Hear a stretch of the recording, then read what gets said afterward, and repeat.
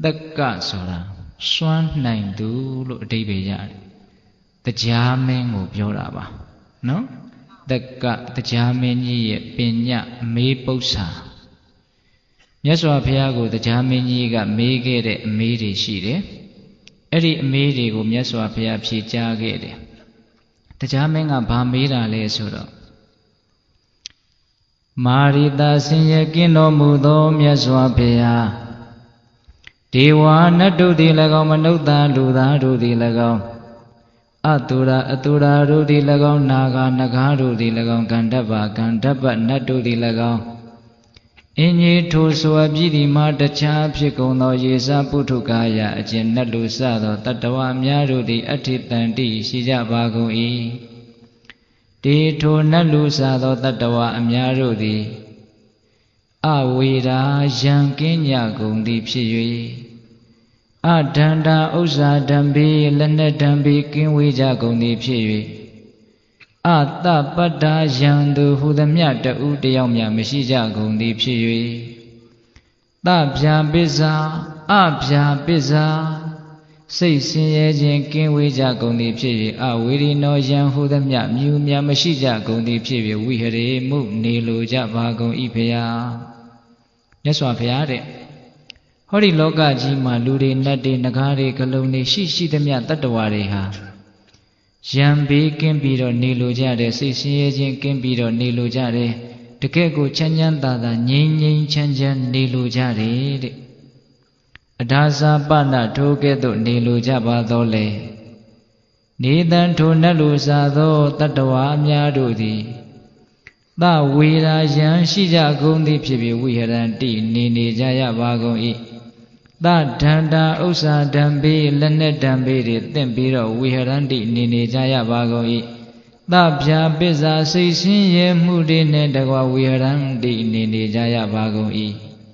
Da Wiri no Yanduri Wine Lady Wiharanti Nini Jaya Bago E Tatawarai Ha The Kekube Yin Chanjan Baking Yankin Sik Chanjan Dada Nilu Jabi Melu. The Ket Letwi Boa Maro Yanduri Wine Lelo. Say Sin Hu None Ma Nipiro. Bubu Long Long Mani Machan Nini Jaya de Edalu Mani Machan Nini Jaya Raha. King Tan Yosana. Belu Tan Yosin Nong Jury Chituk Kani Yalo Edalu Mani Machan Nini Jaya Le Timegon Mira. Imita a jipa de Megumbo, no? Tuga Zagali go a jeji chila rabia the Jamenga, no? Hori Lokama Shishi the Miado Tatuariha, Begin Yankin Chanjan Dada, Yin Chanja, ECC, Nijin Jari, the Gaji Mairo Uzino to Nijin Mula. Edalu Nijin Jabi Melo, the Kellet to Ipoa Maro, Pupu Long Sendin Ye. Yandudi, ne Sisiya Mudi, ne Machina Mudi, ne Mani Machan Nini Jayara, Edalu Nini Raha, Nini Jayaraha, Belu Tayozin, Nong Judy, Jump Edalu, Mani Machan Pinira Lady, Era the Jami a Maybe. Eddie a Mago, Yaswa Piaga, a jet the one piggy. Tatawari Chana Jin Yen Machana Jara. Yin Chan Jin Mahlian Manin Chan Jara. Yankin Jimba Lekin Yamakin Yaraha Belu Tiazuri Shini Lu Yaswan Pia Apsi Bede Arago Ujendo Taka Penya Todan Subiro Diga Nike Tomahawa Palidoma Ujendo Madan Dentare Diga Nike so the Imitan Shilea Todan Yirigo Susi Tare Nike go Diga Nike Lukora Hola Tajam Seado Piajimia di Todango, Miaji Hojare, Mazi Sro Piaji Hotara Shide, Tidiku Sro Piaji Hotara Shide, Sa Ujima a 2 Jiva Nyabong Miaso, a change you be a Titotanigo Hora. Imitan let Jet Yamale. Edalu, Imitan Shilea de Todanjitiku, Sro Piajimia a Chimiaso, you be the Hora Todanjitiku, paid about the Rogono Ujanoga, Tanaji Bobo a chain 20 ma Joyama Suro. A jet the one of your name, hope people. Hola, Davi Melo, paid about the Rogono Yasitema, Sensazia, a saga lady champiro. Na lay on the Uzino Jusa Biro Piovame. Hola, အဓိကအချက်တွေပါဝင်အောင်တော့ဦးဇင်းတို့တတ်နိုင်တဲ့လောက်ကြိုးစားပြီးတော့ပြောပါမယ်သုတ်တန်ကြီးကရှည်လဲရတယ်နဲ့လဲနဲ့နေတယ်ပေတပေါင်းသူတော်ကောင်းတို့ရဲ့ဉာဏ်ပညာကိုယုံကြည်ပြီးတော့ပေတပေါင်းသူတော်ကောင်းတို့ရဲ့တတိတမာတိကိုယုံကြည်ပြီးတော့ဦးဇင်းတို့ဟောမှာပါဟုတ်လားတက္ကပညာသုတ်တန်တဲ့အဲ့ဒါကိုဦးဇင်းတို့ခေါင်းစည်းကလေးကိုမှတ်မိအောင်သဘောပေါက်အောင်ဦးဇင်းတို့မြန်မာလိုခေါင်းစဉ်လေးပေးထားတယ်မငြိမ်းချမ်းတာဘာကြောင့်လဲတဲ့တရားမင်းကြီးရဲ့အမေကိုပဲဘာသာပြန်ပြီးတော့ဦးဇင်းတို့ဗမာလိုခေါင်းစဉ်လေးပေးထားတယ်ပြောကြည့်ပါအောင်ဗျာမငြိမ်းချမ်းတာဘာကြောင့်လဲတဲ့ချမ်းသာခြင်းကြတယ်ငြိမ်းချမ်းခြင်းကြတယ်တကယ့်ကိုပဲဘေးကင်းရန်ကင်းနဲ့တက်တာနေလိုကြပြီမလို့အဲ့ဒါလို့မနေကြရဘူးအဲ့ဒါလို့မနေကြရတာဟာဘယ်လိုတရားစိုးတွေကြောင့်လဲဆိုတာရဲ့အဖြေဟုတ်လားတက္ကပညာသုတ်တန်တဲ့မနာယူသေးခင်မှာမြတ်စွာဘုရားကိုရှိခိုးပူဇော်ကြောကြအောင်ဆိုနော်ဒီတရားတော်ကိုမဟောကြားသေးခင်မနာကြသေးခင်မှာတရားတော်အလုံးကိုဟောကြားတော်မူခဲ့တဲ့ဘုရားရှင်ကိုတော်မြတ်ရဲ့အင်မတန်အေးချမ်းကြည်လင်တော်မူတဲ့မဟာကရုဏာကိုသိစေရတရားလုံးစုံကိုသိတော်မူမြင်တော်မူတဲ့သဗ္ဗညုတဉာဏ်ဒီဟုသောပညာကိုဒုမဟာကရုဏာကိုပညာကိုနှစ်ပါးစုံတို့ဖြင့်ပြည့်စုံတော်မူတဲ့ဘုရားရှင်ကိုတော်မြတ်ကိုယုသိမြတ်တို့ရှိခိုးပူဇော်ကြအောင်စို့အလုံးလက်အုပ်ကလေးတွေချီထားကြကရုဏာတိတလဟရယံပညာပိဇောတဝိဟတမောဟတမံ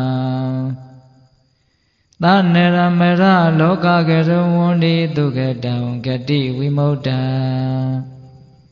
ကရုဏာတိတလဟရယံမဟာကရုဏာတော်ဖြင့်အေးမြသောစိတ်နှလုံးလည်းရှိတော်မူပါ၏ထသောပညာပိဇောတဝိဟတမောဟတမံအရဟတမေတိဟုသောအရာဝလင်းဖြင့်ဝိဇ္ဇာတိဟုသောအမိုက်မှောင်ကိုဖယ်ခွာတော်မူပြီးထသောသနရမရလောကကရုလူနတ်မြမတတဝါနန္ဒတို့၏ကြောင့်ဒီတန်တို့အလေးကရုပြုရာတဆူရီသောဆရာသခင်လည်းဖြစ်တော်မူပါ၏ထသောဂတိဝိမု ṭ ံဒေဝမနုဿနိရယနှင့်ပေတတလိษံလာရအရှိငါတန်သောဂတိတို့မှလိအထူးသဖြင့်ကင်းလွတ်တော်မူပြီးထသော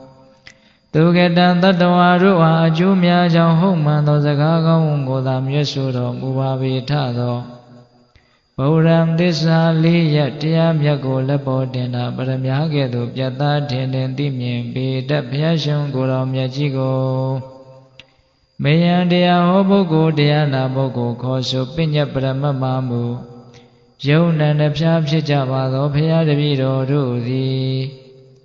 ဝဏိဝနာမှာကာယဝစီမနောချီ၍သုံးဒီဒွါရပနာမဖြင့်ဒုက္ခယောကျိုးလက်ဆုံးမူကားရှိခိုးဥညွတ်ပါ၏မြတ်စွာဘုရား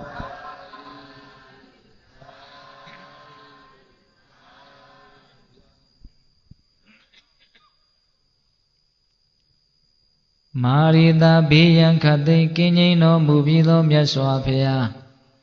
ဒေဝနတ်တို့သည်၎င်းမနုဿလူသားတို့သည်၎င်းအတုရာတို့သည်၎င်းနာဂနဂါတို့သည်၎င်းခန္ဓဗနတ်တို့သည်၎င်းအင်းကြီးဓမ္မကုန်သောယေသပုထုကာယအကျဉ်းချသောတတ္တဝါတို့သည်အဋ္ဌိတန္တိရှိကြပါကုန်၏တေထိုနတ်လူစသောတတ္တဝါအများတို့သည်အဝေရာယံကင်းကြကုန်သည်ဖြစ်၍အဒန္တာဥစ္စာဓမ္မေလက်နက်ဓမ္မေကင်းဝေးကြကုန်သည်ဖြစ်၍အဖြာပစ္စာစိတ်ဆင်းရဲခြင်းကင်းဝေးကြကုန်သည်ဖြစ်၍အတပ္ပတ္ထာယံသူဟူသည်များကင်းစင်ပါကြကုန်သည်ဖြစ်၍ဝိဟရိမှုနေလိုကြပါကုန်၏ဖျားအထာစာပဏထိုကဲ့သို့ပင်နေလိုကြပါကုန်တော်လေနေတံထိုနတ်လူစသောတတ္တဝါအများတို့မှာသဝေရာယံနေနှင့်တကွာဝိဟရန္တိနေကြရပါကုန်၏သဒန္တာဥစ္စာဓမ္မေလက်နက်ဓမ္မေသင်ပြီးတော့ဝိဟရန္တိနေကြရပါကုန်၏ သတပတ္တာယံသူတွေနှင့်တကွာဝိဟရန္တိနေကြရပါကုန်၏သဗျာပစ္စာစိတ်ဆင်းရဲခြင်းတို့နှင့်တကွာဝိဟရန္တိနေကြရပါကုန်၏မြတ်စွာဘုရားတဲ့ဟောဒီလောကမှာရှိသမျှသောတတ္တဝါတွေဟာဘေးကင်းရန်ကင်းငြိမ်းငြိမ်းချမ်းချမ်းကြည်ကြည်သာသာအေးအေးဆေးဆေးတသက်သာသာနေလိုကြပါကုန်တော်လေမငြိမ်မချမ်းစင်းစင်းရဲရဲရန်နေဘေးတွေသင့်ပြီးတော့နေကြရပါကုန်၏ဖေဟာအဲ့ဒါလို့ပင်ကိုယ်ကငြိမ်ငြိမ်ချမ်းချမ်းဘေးကင်းရန်ကင်းတကယ့်ကိုပဲအေးအေးဆေးဆေးနေလိုကြပြီမလို့မငြိမ်မချမ်းပူပူလောင်လောင်ရန်နေဘေးတွေနဲ့နေကြရတာဟာကိန်းတန်ရောဇနံဘယ်လိုတန်ရောစဉ်အနှောင်အဖွဲ့ကြောင့်လဲဝါဘယ်ကဲ့သို့သောတရားဆိုးတွေကြောင့်အဲ့ဒါလို့နေကြရတာလေလို့မြတ်စွာဘုရားကိုတရားမင်းကြီးကမေးတာဒီမေးခွန်းကိုမြတ်စွာဘုရားစီကိုမေးဖို့အတွက်တရားမင်းကြီးမှာတော်တော်အချိန်ယူရတယ်အဲ့ဒါလို့မမေးသေးခင်မှာမြတ်စွာဘုရားရဲ့ထံတော်ဘာကိုလာရောက်ပြီးတော့ဒီမေးခွန်းမေးနိုင်ဖို့အတွက်ဒီမေးခွန်းမေးတဲ့အထိဦးဇင်းတို့ဏိဒန်းမှာသူ့ရဲ့အကြောင်းလေးကစိတ်ဝင်စားစရာလည်းကောင်းတယ်အဲ့ဒီဏိဒန်းအကြောင်းဝတ္ထုလေးကိုပြောမှဒီမေးခွန်းနဲ့ဒီမေးခွန်းရဲ့အဖြေကိုနားထောင်ရတာဟာပို့ပြီးတော့အဓိပ္ပာယ်ရှိလိမ့်မယ်ပို့ပြီးတော့စီလျော်လိမ့်မယ်ဒါကြောင့်မို့လို့ဒီမေးခွန်းကိုလာပြီးတော့မမေးခင်မှာတရားမင်းကြီးဘာတွေဖြစ်ခဲ့တယ်လဲဆိုတာလေးကိုအနည်းငယ်ပိဋကပေါင်းသူတော်ကောင်းတို့ကိုဦးဇင်းတို့ပြောပြရမယ်ဟုတ်လားအေးတရားမင်းကမြတ်စွာဘုရားကိုဒီမေးခွန်းလာလျှောက်တော့မယ်ဆိုတော့ဦးဇင်းတို့မြတ်စွာဘုရားကြီးကဘယ်မှာသတင်းသုံးနေတာလဲဆိုတော့ရာဇဂိုမြို့ရဲ့အရှိတ်ဘက်ဝေဒယိကတောင်ဆိုတာရှိတယ်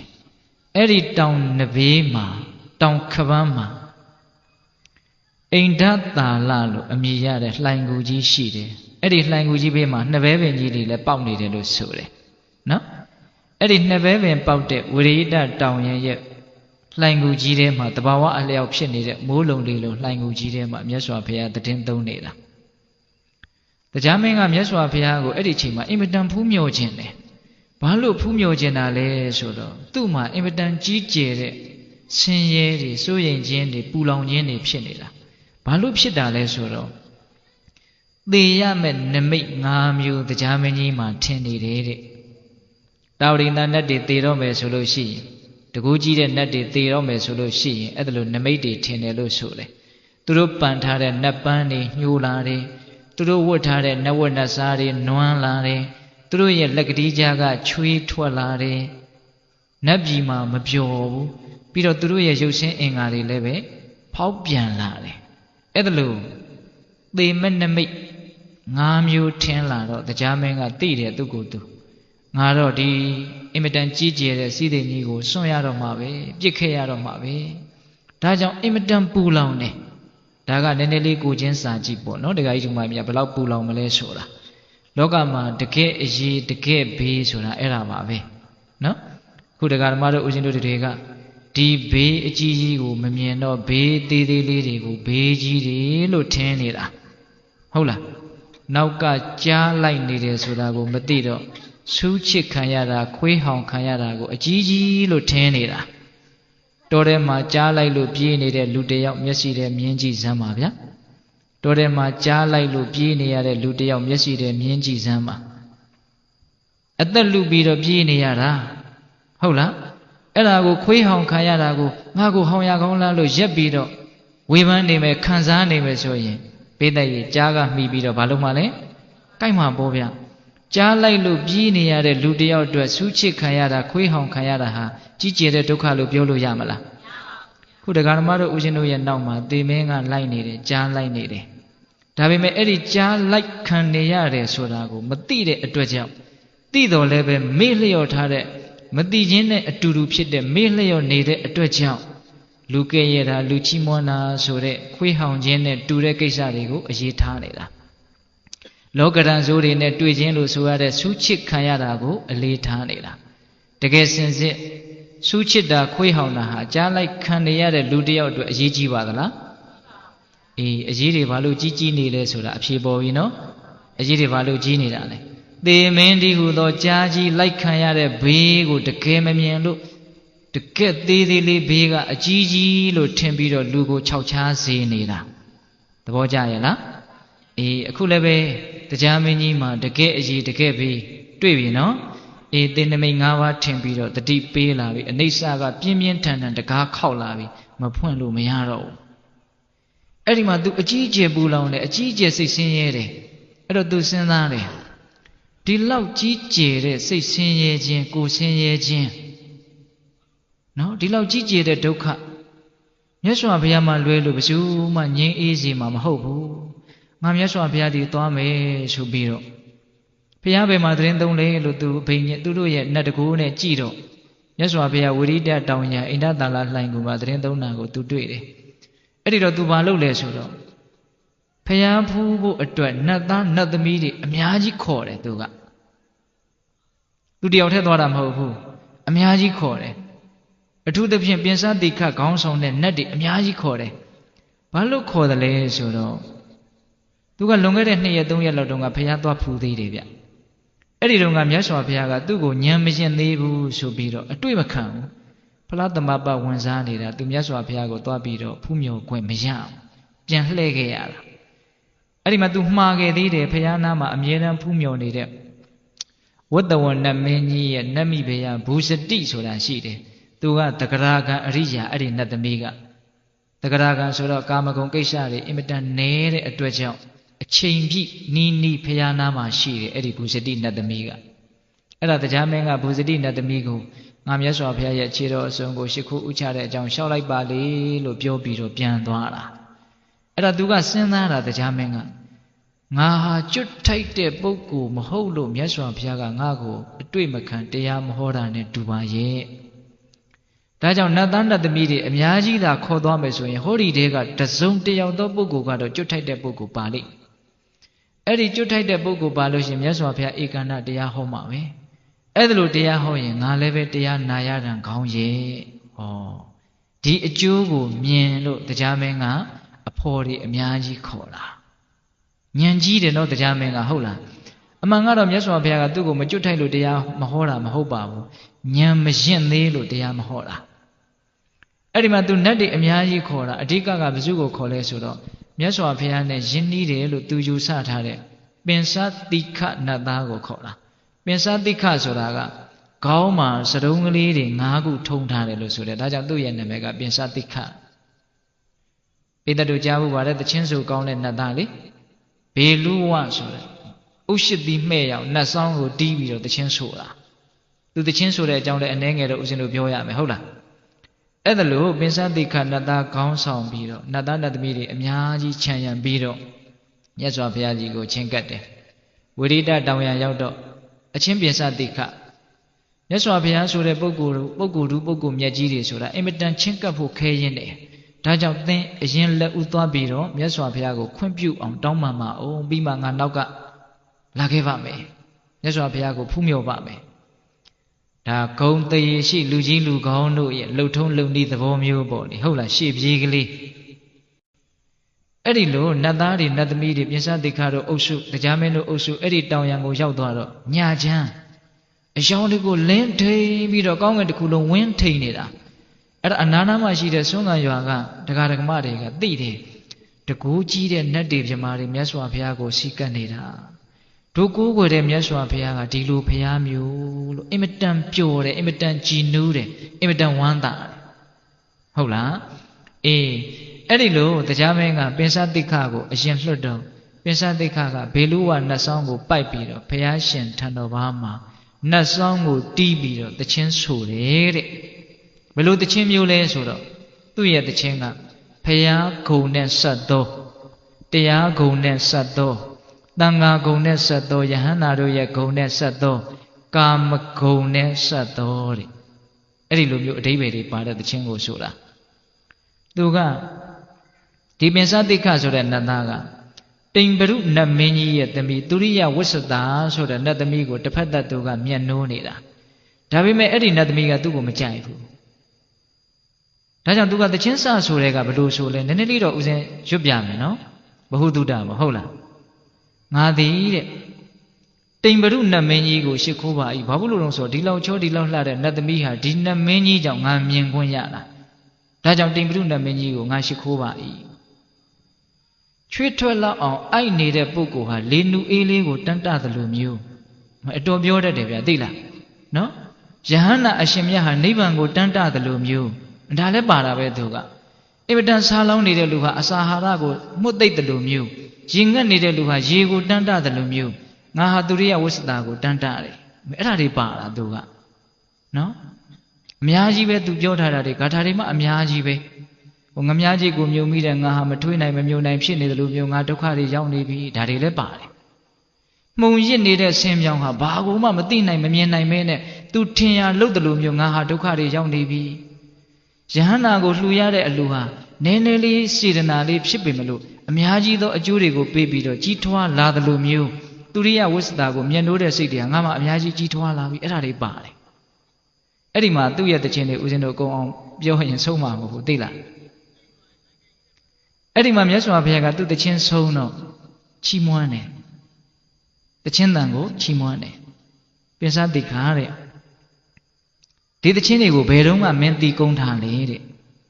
သင်ရဲ့တခြင်းတန်ဟာစောင်းတန်ကိုလည်းမလွန်ဘူးသင်ရဲ့စောင်းတန်ဟာတခြင်းတန်ကိုမလွန်ဘူးတော်တယ်ပေါ့တီးတာဆိုတာတခြင်းတန်ကိုตาရလို့တခြင်းဆိုတာကိုအားပေးတဲ့အနေနဲ့မြတ်စွာဘုရားချီးမွမ်းတာမဟုတ်ဘူးနော်တချို့ပုဂ္ဂိုလ်တွေကဟာပြင်စသင်္ခါတခြင်းဆိုတာကိုမြတ်စွာဘုရားတောင်သဘောကျပြီးတော့ထောက်ခံတဲ့ရောင်ဘာလို့ပြောတာရှိတယ်လေအမြန်ကဘာကြောင့်မြတ်စွာဘုရားကဒီတခြင်းတန်ကိုချီးမွမ်းတာလဲဆိုတော့တကယ်လို့ဒီလိုအတိအမှတ်မပြုဘူးမချီးမွမ်းဘူးဆိုရင်မြတ်စွာဘုရားလက်မခံဘူးနဲ့တူရဲ့ဆိုပြီးပြန်သွားလို့ရှိရင်မတ်ဖို့ဒီဟူသောအကျိုးစီးပွားအစစ်အမှန်တွေကဆုံးရှုံးမှဆိုးလို့သူတို့မပြန်အောင်လို့မြတ်စွာဘုရားကဒီတခြင်းတန်ကိုချီးမွမ်းလိုက်တာအဲ့ဒီမှာပြင်စတိခါမြတ်စွာဘုရားကိုစကားပြောရဲသွားတယ်ဒီတခြင်းတွေကိုသင်္ဘေတုံးကတည်ကုန်းထားတာလေဆိုတော့ပြင်စတိခါကမြတ်စွာဘုရားတဲ့ဒီတခြင်းတွေတည်ကုန်းထားတာကြားကြလှပြီတဲ့မြတ်စွာဘုရားဘုရားဖြစ်ပြီးကစဥရဝေလတော်နေရင်စရာမြက်ကမ်းဘေးအဇပါလညောင်မဲအောက်မှာသတင်းသုံးတုံးကလေးကစတပည့်တော်ဒီတခြင်းတွေကိုတည်ကုန်းထားတာအဲ့ဒီတုန်းကတိမ်မရုနမင်းကြီးရဲ့နဗိမာန်ရှိကိုဟောဒီစောင်းကြီးပိုက်ပြီးတော့တပည့်တော်သူ့သမီးကိုသဘောကျတယ်နဲ့သွားဆိုတာသူအကြောင်းတွေပြောနေတာပြင်စတိခါကအဲ့ဒီလိုတခြင်းဆိုတော့သူရိယဝိသတာကထွက်လာတယ်တဲ့ဗိမာန်တွေကသင်ဟာတဲ့ဘုရားကုံတရားကုံတန်ခါကုံတွေကိုဆိုတာမြတ်စွာဘုရားဆိုတဲ့ပုဂ္ဂိုလ်ကြီးကိုငါမဖူးဘူးပါဘူးတဲ့ဒါပေမဲ့လို့သူဓမ္မနတ်တပည့်မှာငါကနေတော့မှမြတ်စွာဘုရားရဲ့ဂုဏ်တွေကိုငါကြားခဲ့ရတယ်အဲ့ဒါလို့အင်မတန်ထူးမြတ်တဲ့မြတ်စွာဘုရားရဲ့ဂုဏ်တွေကိုဆိုတဲ့အတွက်ကြောင့်ဒီနေ့တနေ့တာသင်နဲ့ငါရဲ့ပေါင်းဖော်ခြင်းဖြစ်ပါစေအဲ့ဒီနေ့ကစနောက်တစ်ခါမှမပေါင်းဖော်ရတော့ဘူးလို့မြတ်စွာဘုရားကိုပိစတိခါကသူ့အကြောင်းတွေလျှောက်ပြောတာအဲ့ဒါကိုတရားမင်းကစိတ်မရှိဘူးနောက်ကနေပြီးတော့သူလာဖို့အတွက်ရှေ့ပြေးလွတ်တာကိုသူ့ကိုရေးကိုတာတွေပြောနေတာအဲ့ဒီမှာဟေးပိစတိခါတရားမင်းမြတ်စွာဘုရားကိုရှ िख ိုးတယ်ဆိုတာကိုမင်းပြောအောင်နောက်ကနတ်တို့ရဲ့တကိုးနဲ့အချင်းချင်းသိပေးတာအဲ့ဒီတော့မှပိစတိခါကမှန်လားပါဘုန်းတော်ကြည်တော်မူသောမြတ်စွာဘုရားတရားမင်းကမြတ်စွာဘုရားကိုရှ िख ိုးကြတော့ပါဘုရားအဲ့ဒီမှာမြတ်စွာဘုရားကတရားမင်းကြီးချမ်းသာပါစေဘာဖြစ်လို့လဲဆိုတော့မြတ်စွာဘုရားဆိုတာတတ္တဝအလုံးချမ်းသာတာကိုမြင်ကျင်တယ်တဲ့အဲ့ဒါလိုလေးအမိန့်ရှိတော့မှတရားမင်းကအချမ်းရံနေနဲ့ဂူထဲကိုဝင်လာတာတရားမင်းဝင်လာတော့တကူလုံးကလင်းထိန်သွားတယ်ဒါပေမဲ့မြတ်စွာဘုရားရဲ့ရောင်ကြီးတော်ကိုတော့မလွှမ်းမိုးနိုင်ဘူးတရားမင်းလည်းဝင်လာရောမညီညာတဲ့ဂူကြီးဟာညီညာသွားတယ်မကျေပြန့်တဲ့ဂူဟာကျေပြန့်သွားတယ်အံ့ဩစရာတော့ကောင်းတယ်နော်အဲ့ဒီမှာမြတ်စွာဘုရားကတရားမင်းကြီးကိုအလုတ်ကိစ္စတွေဒီလောက်များတဲ့ကြားတွေကဖျားလာဖူးနိုင်တာအံ့ဩစရာကောင်းတယ်လို့အဲ့ဒါလိုလေးမြတ်စွာဘုရားကစကားကိုဥစွာပြောတာမြတ်စွာဘုရားဆိုတော့စကားပြောအင်မတန်ကျွမ်းကျင်တာပေါ့နော်အဲ့ဒီတော့မှန်လားပါဗျာတဲ့တပည့်တော်အခုမှမြတ်စွာဘုရားကိုလာဖူးတာမဟုတ်ပါဘူးလွန်ခဲ့တဲ့3ရက်လောက်တုန်းကတပည့်တော်မြတ်စွာဘုရားကိုလာဖူးပါသေးတယ်ဖေ။အဲ့ဒီတုန်းကမြတ်စွာဘုရားဖလားသမပဝင်စားနေလို့တပည့်တော်အခွင့်မသာလို့ဘူဇတိနတ်သမီးကိုမှားထားခဲ့ပြီးတော့တပည့်တော်ပြန်သွားတာဗျာမြတ်စွာဘုရားကိုရှ िख ိုးတယ်လို့ပြောလိုက်ပါရှောက်လိုက်ပါလို့တပည့်တော်ဘူဇတိကိုမှားခဲ့တယ်။အဲ့ဒီဘူဇတိနတ်သမီးကမြတ်စွာဘုရားကိုရှောက်ပါရဲ့လားဖေ။အေးရှောက်တယ်တဲ့။အဲ့ဒီတုန်းကသင်ရဲ့ယထာဘိန်းတန်ကိုကြားလိုက်တာနဲ့ ငါဖလားသမပတ်ကထတာတပြိုင်တည်းသေးပဲတဲ့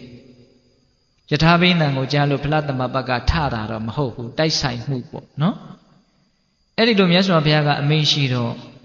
တရားမင်းကမြတ်စွာဘုရားကိုစပြီးတော့လျှောက်တယ်အရှင်ဘုရားတဲ့တပည့်တော်ရှေ့အစဉ်ဆက်နတ်တွေပြောခဲ့တဲ့စကားမှန်တဲ့အကြောင်းတပည့်တော်သိရတယ်ဘာလဲဆိုတော့မြတ်စွာဘုရားလောကမှာပွင့်ထွန်းလာလို့ရှိရင်အတူရာတွေဆုပ်ယုပ်ပြီးတော့တာဝရိန္ဒာနတ်တွေစီကားတယ်တိုးတက်တယ်ကြီးပွားတယ်လို့တပည့်တော်ကြားဘူးတဲ့အခုသိမ့်မှန်တာပဲတဲ့မြတ်စွာဘုရားပွင့်လာတော့ဘုံကံကြီးတဲ့နတ်သားတွေနတ်သမီးတွေတပည့်တော်တို့တာဝရိန္ဒာနတ်ပြည်မှာအများကြီးတိုးတက်တယ်တဲ့မြတ်စွာဘုရားကိုလျှောက်တာနော်အဲ့ဒါနဲ့သူကတစ်ဆက်တည်းသူ့ရဲ့သားဖြစ်တဲ့ဂောပကနတ်သားရဲ့အကြောင်းကိုပြောပြတယ်မြတ်စွာဘုရားကိုတရားဟောဖို့တောင်းပန်ခြင်းတို့ဏိဒန်းတွေခင်းနေတာတရားမင်းကဟိုခုနတုန်းကဥစဉ်ဏိဒန်းတုန်းကရွတ်လိုက်တယ်လေတတ္တဝါတွေဟာငြိမ်ငြိမ်ချမ်းချမ်းဘေးကင်းရန်ကင်းတကယ့်ကိုစိတ်ချမ်းချမ်းသာသာနဲ့နေလိုကြပေမလို့အဲ့ဒါလို့မနေကြရဘူးမငြိမ်ချမ်းသာဟာဘာကြောင့်လဲဆိုတဲ့ဒီမေးခွန်းကလေးမမေးခင်မှာစကားဏိဒန်းတွေတွဲနေတာဘယ်သူအကြောင်းကိုရှောက်မှလဲသူ့ရဲ့သားဂောပကနတ်သားရဲ့အကြောင်းကိုရှောက်မှအဲ့ဒါကိုဦးဇင်းတို့ဂောပကဝတ္ထုဆိုပြီးတော့အကျေတဝန်းကြီးပြောထားတာရှိတယ်အဲ့ဒါကိုပိဿပေါင်းသူတော်ကောင်းတို့နှလုံးသွင်းကြည့်မယ်နော်အဲ့ဒီဂောပကဆိုတဲ့နတ်သားက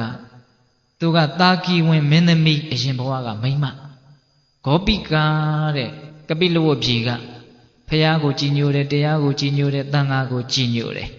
ဂောပိကာတာကီဝင်မင်းသမီးတဲ့မိန်းမဖြစ်ရတာအင်မတန်ဆက်ဆုပ်တယ်တဲ့သူကဖြစ်လေရဘဝယောက်ျားပဲဖြစ်ချင်တယ်အဲ့ဒါကြောင့်မို့လို့မြတ်စွာဘုရား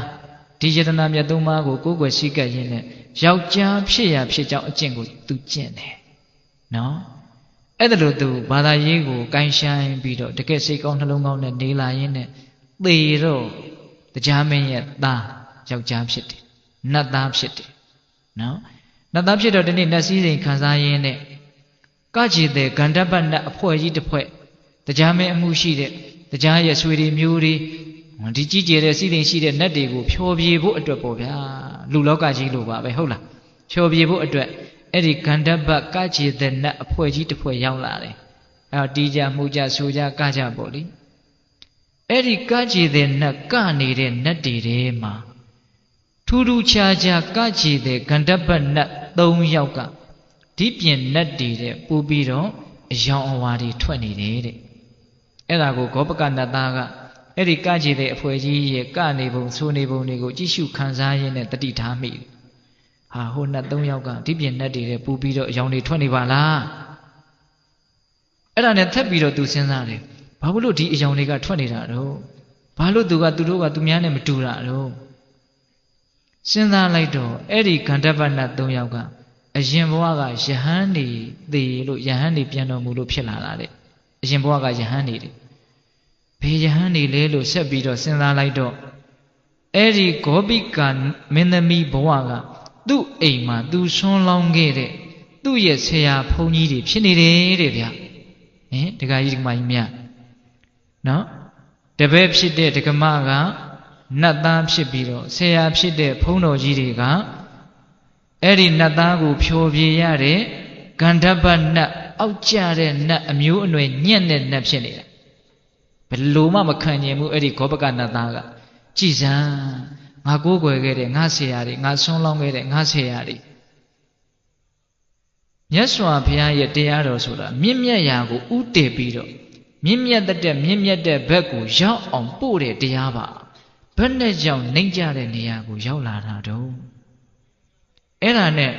ဆိုတာဗျအဲ့ဒီနတ်သားကသိလားအဲ့ဒီဂန္ဓပနတ်3ယောက်အရှင်တို့တဲ့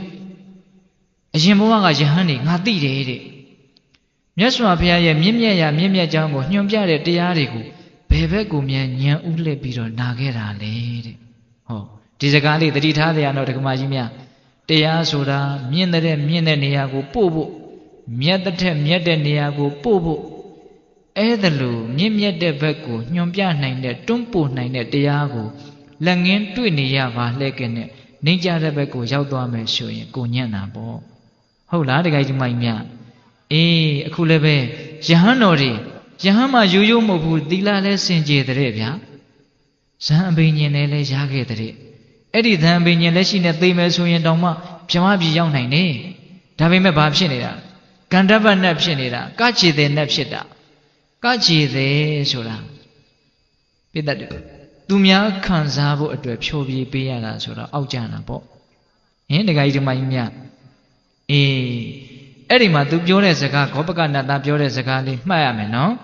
မြင့်မြတ်ရာမြင့်မြတ်ကြောင်းကိုညွှန်ပြနိုင်တဲ့တရားတော်ကြီးနဲ့တွေ့ခဲ့ပါလေခင်နဲ့ဘယ်ဘက်ကိုညံဥလှည့်ပြီးတော့တရားနာခဲ့တာလေအဲ့ဒါလို့မေးပြီးတော့အရှင်တို့ကိုမြင်ရတာမကောင်းသောမြင်ခြင်းပဲတဲ့ငါလိုမိမတယောက်ဖြစ်ခဲ့တဲ့ပုဂ္ဂိုလ်ကအရှင်းမြင့်တဲ့ဘဝကိုရအောင်ယူနိုင်ပါလေခင်နဲ့ယဟန်ရင့်မကြီးတွေဖြစ်နေပါလေခင်နဲ့နှိမ့်ကြတဲ့ဘဝကိုရတာမြင်ရတာကြက်သေးမရှိဘူးလို့ပြောတာပက်ပက်ဆက်ဆက်ပြောတာအဲ့ဒီပက်ပက်ဆက်ဆက်ပြောဆိုခြင်းဆိုတဲ့ဆေးကားကြီးတိုက်လိုက်တာအစွမ်းထက်တယ်ဗျအဲ့ဒီဆေးကားကြီးစွမ်းတယ်အခုတုံဆိုတော့အဲ့ဒီကန္တပ္ပနတ်3ယောက်ထဲက2ယောက်သောကန္တပ္ပနတ်သားတွေဟာပြန်ပြီးတော့တတိယရှက်เสียကောင်းလိုက်တာသူပြောမယ်ဆိုလဲပြောเสียပဲဘာဖြစ်လို့သူတို့ကကန္တပ္ပနတ်ဖြစ်ရတော့ဆိုတော့ဘဝပေါင်းများစွာအဲ့ဒီကန္တပ္ပကကြေတဲ့နတ်တွေဖြစ်ခဲ့လာတဲ့အဲ့ဒီယဟန်တို့သုံးပါးကဒါကြောင့်မလို့ဘဝနိကန္တိကကိုဖြစ်ခဲ့မှုတဲ့အခြေအနေလေးထဲမှာตาရတဲ့စိတ်တွေကအထက်ထက်ဖြစ်ခဲ့တာဆိုတော့နောက်တစ်ခါထပ်ဖြစ်တဲ့သဘောပါပဲအလေးအကျင့်သဘောအာတိဝဏပစ္စည်းသဘောလို့လည်းပြောမယ်ဆိုရင်ပြောလို့ရတယ်ဒါလေးလုံနေကြဒါလေးကျွမ်းကျင်တယ်ဆိုတော့ပြောလိုက်ရင်ဒါမျိုးပြုလိုက်ရင်ဒါမျိုးကြံလိုက်ရင်ဒါမျိုးအဲ့တော့ဖြစ်လိုက်တော့လေဒါမျိုးပေါ့သဘောပေါက်လားအဲ့ဒါနဲ့နတ်သား2ယောက်ကတော့အဲ့ဒီတိုက်လိုက်တဲ့ပြင်းထန်တဲ့ဆေးကားကြီးကိုအစွမ်းထက်တယ်ဗျသူတို့အတွက်ပြန်ပြီးတော့တတိရတဲ့အတွက်ကြောင့်အဲ့ဒီနားတယ်ပထမဇန်ရတယ်ရိုးရိုးမဟုတ်ဘူး3မက်3ဖို့နဲ့တခွတယ်ဂိုင်းအမျက်တွေထွက်လိုက်တာနော်အဲ့ဒီဂောပကနတ်သားတဲ့တောင်တာသွားပြီအခြေခံတွေကသိကောင်းခဲ့တာကိုအနာဂံဖြစ်ပြီးတော့အဲ့ဒီနားတယ်တခါတည်းသုတိစိတ်ကြပြီးတော့တခါတည်းဗြဟ္မပြည်ကိုကူးသွားတာဒါပေမဲ့ကန္တပ္ပနတ်သားတစ်ယောက်ကတော့အဲ့ဒီမှာပဲပျော်ပြီးတော့နေတာတဲ့ဟောသူလည်းပဲအတူတူလုပ်ခဲ့တာအတူတူကြားတာပဲဒါပေမဲ့ဟို2ယောက်ကတော့တတိရတယ်ဒီ1ယောက်ကတော့တတိမရအောင်အဲ့ဒါသူကြမ်းနေခဲ့တယ်အဲ့ဒါလို့ကန္တပ္ပနတ်အဖြစ်ကနေပြီးတော့ဗြဟ္မပြည်ကိုဒီတိုင်းကြီးကူးသွားတာကိုတရားမင်းကမြင်တယ်မြင်တော့ဟေးဒါဘာဖြစ်တာတော့အဲ့ဒီမှာဂောပကနတ်သားကိုမေးတော့ဂောပကနတ်သားကအကုန်ပြန်ပြောပြတယ်ခမဲတော်ကြီးတဲ့ဒါအရှင်ဘဝကသူ့အိမ်မှာဆုံးခံခဲ့တဲ့ကိုတော်3ပါးသူ့ဆရာတွေပါအဲ့ဒါကြောင့်မလို့ तू ပက်ပက်ဆက်ဆက်ပြောလိုက်လို့အမှန်တွေပြောတာနော်ပြောတာကတော့ဒါကြောင့်နာနာချင်းချင်းအပြစ်မြင်တိုင်းဝမ်းတွဲမတူဟုတ်တိုင်းဆိုကကြားဘူးတယ်ဟုတ်လားဒီလင်္ကာလေးဆရာဆိုတဲ့အဓိပ္ပာယ်ကလေးနော်အဲ့တော့ကိုယ့်ရဲ့အပြစ်ကိုပြပြီးတော့အမှန်ကိုပြောတာဟာတကယ်စင်စစ်နှလုံးသွင်းတတ်မယ်ဆိုရင်သိအကျိုးကြီးပါတယ်အဲ့ဒါလို့ဂောပကနတ်သားကသူ့ရဲ့အဖေတရားမင်းကိုအဲ့ဒီကန္တပ္ပနတ်တွေရဲ့အကြောင်းကိုပြောပြတော့တရားမင်းကြီးကအင်မတန်သဘောကျတယ်တော်လိုက်တာတတိယပြီးတော့သူတို့အနာဂံဖြစ်သွားတယ်တန်တရားရေးစိတ်အေးရတယ်အဲ့ဒီအကြောင်းတွေကိုသူကမြတ်စွာဘုရားကိုလျှောက်ပြီးတော့အရှင်ဘုရားတပည့်တော်လည်းအဲ့ဒီနတ်တွေလို့တရားဓုများရလေမလားလို့တရားမင်းကနော်အဲ့ဒါလို့တပည့်တော်မျောကိုမိတယ်မျောလင့်မိတယ်တောင့်တမိတယ်ဒါကြောင့်မြတ်စွာဘုရားစီကိုဘုရားတပည့်တော်ချင်းကပ်တာပါဒါကြောင့်တပည့်တော်မှာဖြစ်နေတဲ့အတွေ့ဖြစ်နေတဲ့ပြဿနာဒါတွေနဲ့ပတ်သက်ပြီးတော့မေခွင့်ပြုပါလို့တောင်းပန်ပြီးတော့သောတော်တုံးကတရားဏိဒန်းတုံးကမေးတဲ့အမေကိုမြတ်စွာဘုရားကိုမေးတာပြန်ပြောမယ်နော်တတ္တဝါတိုင်းဟာငြိမ်ငြိမ်ချမ်းချမ်းဘေးကင်းရန်ကင်းစိတ်ဆင်းရဲခြင်းမရှိဘဲနဲ့နေလိုကြတယ်ဒါပေမဲ့အဲ့ဒါလို့မနေကြရပူပူလောင်လောင်စိတ်ဆင်းဆင်းရဲရဲနဲ့ဘေးတွေရန်နေနဲ့နေကြရတာစိုးရိမ်မှုတွေနဲ့နေကြရတာအဲ့ဒါလို့မငြိမ်မချမ်းနေကြရတာဟာဘာကြောင့်လဲလို့မေးတာတရားအခုမှစတာနော်တရားကအခုမှစတာအချိန်ကတော်တော်ရောက်သွားပြီတက္ကမကြီးတွေအောက်ကနည်းနည်းတော့အေးတာပေါ့ဟုတ်လားဒါပေမဲ့ဆုံးအောင်နာကြရမယ်အခုမှပြောလို့ရင်တရားအနှစ်သာရကအခုမှစမှာငြိမ်းချမ်းခြင်းပါလျက်ကင်နဲ့ဘာကြောင့်မငြိမ်းချမ်းကြရသလဲဆိုတာကိုမြတ်စွာဘုရားဘယ်လိုဖြေလဲဆိုတော့ဣတ္တမေစရိယတန်ယောဇနံဣတ္တမေစရိယတန်ယောဇနံမနာလိုခြင်းဝင်တိုခြင်းဆိုတဲ့တန်ယောဇဉ်ကျိုးတို့ကြောင့် နေတံထိုနတ်လူစားသောတတ္တဝါတို့သည်သဝေရာယံရှိကြကုန်သည်ဖြစ်၍တတန္တံဥစ္စာတံပေလက်နဲ့တံပေသင့်ရောက်ကြကုန်သည်ဖြစ်၍သဗျာပိစ္ဆာစိုးရင်ခြင်းပူဆွေးခြင်းစိတ်ဆင်းရဲခြင်းနှင့်တကွာဖြစ်ကြကုန်သည်ဖြစ်၍သဝေရိနောသတပ္ပနာယံသူတွေနှင့်တကွသဝေရိနောယံဟုသမျှဝိုင်းဝိုင်းလည်နေကြကုန်သည်ဖြစ်၍ဝိဟရန္တိနေကြရကုန်၏ချမ်းသာခြင်းပါလဲနဲ့မချမ်းသာကြရမချမ်းသာကြရတာဟာအိတ်တာမစ္စရိယဆိုတဲ့တန်ရောစဉ်ကျိုးနှစ်ချောင်းနဲ့အချီအနှောင်ကိုခံကြရလို့ပဲတဲ့အိတ်တာမစ္စရိယပိတ္တတို့အဖြေထွက်လာပြီနော်ဗါတဲ့တော့အိတ်တာမစ္စရိယအိတ်တာဆိုတာမနာလိုတာမစ္စရိယဆိုတာဝန်တူတာအဲ့ဒါကိုဦးဇင်းတို့နည်းနည်းလေးရှင်းပြရမယ်အိတ်တာဆိုတာကမနာလိုတာမစ္စရိယဆိုတာဝန်တူတာမနာလိုတာဆိုတာဘာကိုမနာလိုတာလဲဆိုကြပါစို့နားမထောင်လိုဘူးဆိုတာကိုအတူတူပြောထားတာမနာလိုဘူးဆိုတာနားမထောင်လိုဘူးနားမထောင်ခြင်းဘူး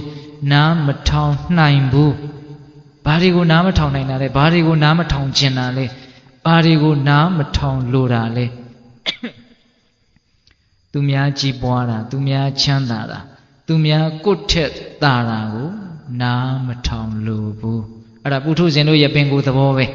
အဲ့ဒါဟုတ်မဟုတ်အခုလောလောဆယ်လေးစီစစ်ကြည်စမ်းပါဗျာသူများကိုယ့်ထက်သာသွားပြီသူများကိုယ့်ထက်တော်သွားပြီတိသွားပြီတက်သွားပြီပစ္စည်းတွေပေါ်သွားပြီအစသာရရကိုယ့်ထက်သာပြီဆိုလို့ရှိရင်နားထောင်ရတာအရသာရှိလား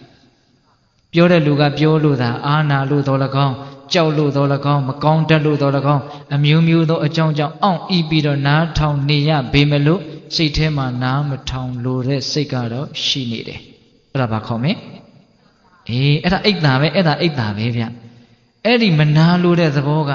ကိုမုန်းတဲ့ပုဂ္ဂိုလ်ပေါ်မှာဆိုအများကြီးပို့ပြီးတော့တိတိတာတာဖြစ်တယ်နော်ကိုမကြိုက်ဘူးဒီလိုမကြိုက်ဘူးဆိုအဲ့ဒီလိုကြီးပွားတော့ဆိုလာမပြောစမ်းနဲ့အလကားဆိုင်ကိုလို့ခြုံပေါ်ရတာကောင်းတဲ့ဟာတွေမဟုတ်အဲ့ဒါလိုမဲ့ကရွက်ကတောင်ပြောတယ်နော်မနာလိုတဲ့သဘောဟာမနာလိုတဲ့လေသံတွေပဲထွက်တယ်မနာလိုတဲ့အပြုမှုတွေပဲပြုမှုတယ်အဲ့ဒါလိုတပါးသောသူတွေကြီးပွားတာချမ်းသာတာကိုယ့်ထက်သာတာကိုမကြားလို့မနာလိုတဲ့သဘောကိုအိတ်တာလို့ခေါ်တယ်အင်မတန်ပြင်းပြင်းထန်ထန်ဖြစ်လို့ရှိရင်သွေးတွေဘာတွေတောင်အန်တတ်တယ်လို့ဆိုတယ်နော်သူများပေါ်မှာမနာလိုသိဖြစ်ရတာအင်မတန်ရှုံးတယ်ဘာမှလည်းရတာလည်းမဟုတ်ဘူးဘာမှလည်းအကျိုးရှိတာလည်းမဟုတ်ဘူးတက်မဲ့အဲ့ဒီလူအတွက်လည်းဘာမှထိခိုက်သွားတာမဟုတ်ကို့မှာနေရင်ထိုင်ရင်နဲ့စိတ်ထဲမှာပူလောင်နေတာဦးဇင်းတို့လည်းဖြစ်ဖူးတယ်တခါကြီးမိုင်းများလည်းဖြစ်ဖူးတယ်ဖြစ်လဲနောက်ထပ်ဖြစ်အောင်မှာတတိထားပြီးတော့ကြည့်မလေးမပယ်ရသေးဘူးသောတာပန်ဖြစ်မှပယ်တာဖြစ်အောင်မှာအဲ့ဒီတရားစိုးကြီးကဖြစ်အောင်မှာဖြစ်เสียအကြောင်းရှိရင်ဖြစ်ကိုဖြစ်အောင်မှာအဲ့ဒီအချိန်ကျတော့ဘလောက်ခံရခက်တယ်လဲဆိုတာလက်တွေ့တခိုးကိုဖမ်းတယ်လို့ဖမ်းကြည့်ပေါ့ဖြစ်မှာနော်တခါကြီးမိုင်းများအဲ့ဒီအိတ်တာဆိုတဲ့သဘောတရားလောကကြီးကိုပူလောင်အောင်လောကကြီးကိုဆူပွက်အောင်လောကကြီးကိုမငြိမ်းချမ်းအောင်လုပ်နေတာ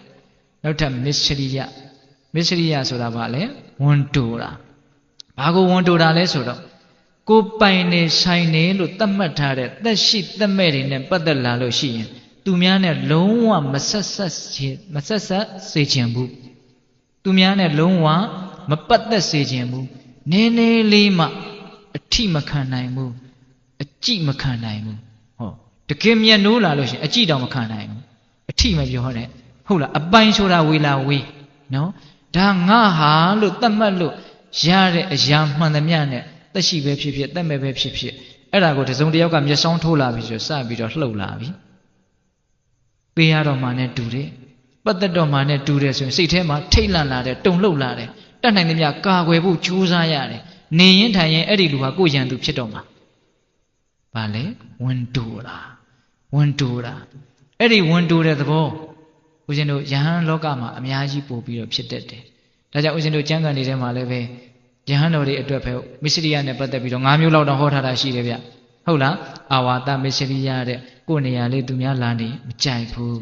လာနေမှာဆိုးတယ်လူတွေမှာလည်းရှိတာပါပဲနော်နောက်ကုလမစ္စရိယတဲ့ကိုယ်တကားတကမဒီပြင်ဘုံကြီးနဲ့ပတ်သက်သွားမှာစိုးရိမ်တယ်ကြောက်တယ်လူတွေဆိုရင်လည်းကိုချစ်တဲ့လူမြတ်နိုးတဲ့လူ ဟုတ်လားကိုအတိုင်းဝိုင်းသူများနဲ့ထိဆက်မှာစိုးတယ်ဟုတ်လားကုလမစ္စရိယနော်ပြီးတော့ဗာလဲလာဘမစ္စရိယလက်လာဘကိုယ်သာလင်ရခြင်းကိုလက်လာဘသူများကိုခွဲမပေးနိုင်ဘူးကိုရတယ်လို့မျိုးသူများကိုမရစေခြင်းဘူးဝန်တိုတာနော်ပြီးတော့ဗာလဲဝဏ္ဏမစ္စရိယဂုံတည်းနေကိုတယောက်ဖက်ဂုံရှိခြင်းကိုရတဲ့ဂုံမျိုးသူများမရစေခြင်းဘူးသူများအဲ့လိုဂုံတွေရှိသွားမှဆိုရင်နေရင်ထိုင်ရင်လည်းအနေရခက်တယ်တတိပြလာပိုက်ထဲမှာမတည့်တဲ့အစာကိုမျိုးလိုက်မိတယ်လို့မျိုးပဲဟုတ်လားမစ္စရိယနောက်ပြီးတော့ဗာမစ္စရိယရှိသေးလဲဓမ္မမစ္စရိယတဲ့အံ့ဩစရာကောင်းတယ်တရားမှတောင်ဝန်တူတယ်ဗျာဘာလဲဆိုတော့လောကီအသိပညာတွေဦးဇင်းတို့တရားစာပေပရိယတ်တိကိုသိတယ်လို့သူများကိုမသိစေချင်တာတွေရှိတယ်အဲ့ဒါဗာလဲဓမ္မမစ္စရိယအဲ့ဒီအိတ်တာမနာလိုခြင်းမစ္စရိယဝန်တူခြင်းဆိုတဲ့ဒီတရားနှစ်ပါးဟာလောကကြီးကိုမငြိမ်းမချမ်းဖြစ်အောင်လုပ်တဲ့နေရာမှာအကြီးကျယ်ဆုံးသောလက်သေးတရားခံမယ်ပေတတို့ဉာဏ်ရှိတယ်ကဘာကြီးနဲ့ခြီးပြီးတော့ကြည်နိုင်ငံနဲ့ခြီးပြီးတော့ကြည်တမျိုးလုံးနဲ့ခြီးပြီးတော့ကြည်ရက်ကွက်နဲ့ခြီးကြည်အိမ်နဲ့ခြီးကြည်အကုန်လုံးခြီးပြီးတော့ကြည်ဟုတ်လားဒီမနာလိုခြင်းဝန်တူခြင်းကြောင့်လောကကြီးဆူပွက်နေတာမနာလိုတဲ့စိတ်တွေများတော့ကိုယ့်ထက်သာသွားမှာဆိုတော့နှောင့်ယှက်ရတယ်နော်တချို့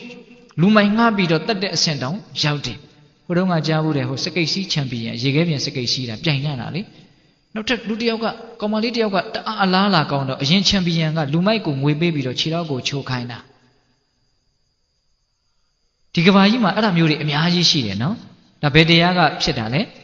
မနာလိုတဲ့တရားတနည်းအားဖြင့်ကိုယ့်လိုဖြစ်မှာကိုဝင်ကြိုးတင်းပြီးတော့ဝင်တိုးထားတယ်လို့ပြောလို့မရဘူးလားအေးဝင်တိုးတဲ့တရားကြောက်ဖို့ကောင်းတယ်နော်တခါကြီးမိုက်ကြီးများ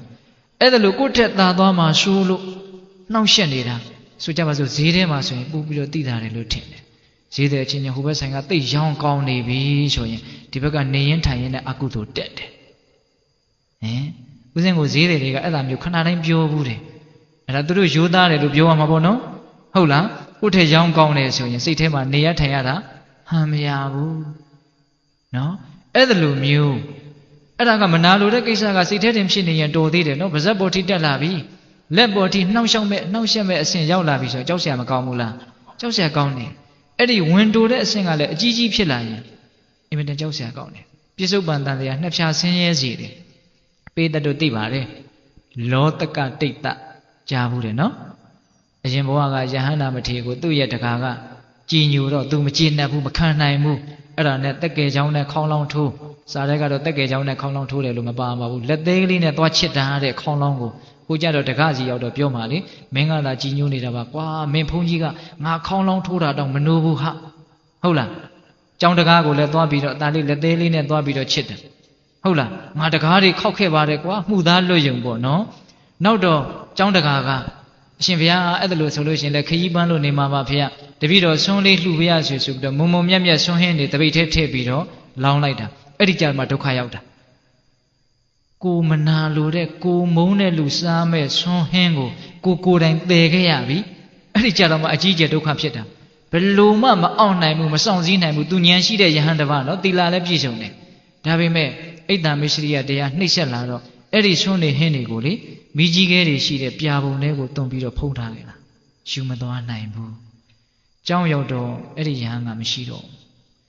့သူ့ရဲ့အိတ်တမစ္စရိယတွေကိုမြင်လို့ငါဆက်နေရင်ဒီယဟန်ဓာတ်ထက်ပူပြီးတော့ကြီးကျယ်တဲ့အပြစ်တွေတင့်တော်မယ်ဆိုတာသိလို့ကြောင်းတကားကိုမဖွင့်မဲနဲ့ခေါင်ကနေဖောက်ပြီးတော့ပြန်သွားတာသူတာမညပုဂ္ဂိုလ်မဟုတ်ဘူးဆိုတာလည်းသိခဲ့စီခြင်းတဲ့သဘောပေါ့အဲ့တော့တကားကမပွင့်သေးဘူးအတွင်းကဂလန့်ချထားတယ်အထဲထဲမှာမရှိတော့အဲ့ဒီကြတော့မှငါမှားပြီဒါယဟန္တာပုဂ္ဂိုလ်ကြီးပဲလို့သူသိတယ်ဒါပေမဲ့လို့ငါဒီကာယကံမြောက်အိတ်တမစ္စရိယကိုပုံဖော်ခဲ့တယ်အဲ့ဒီနောင်တရတဲ့စိတ်ကြီးပူလောင်တဲ့စိတ်ကြီးနဲ့သိပြီးတော့ငရဲတောင်ကြာရရှာတယ်အိတ်တမစ္စရိယလက်ချက်မသေးဘူးနော်အဲ့ဒါဦးဇင်းတို့မြတ်စွာဘုရားလက်ထက်ရောက်တော့သိပြီးတော့ဆင်းရဲပါတယ်ဘယ်လောက်ထိဆင်းရဲလဲဦးဇင်းတို့တန်ဝေကရအောင်နည်းနည်းလေးတော့ပြောမယ်ဗျာ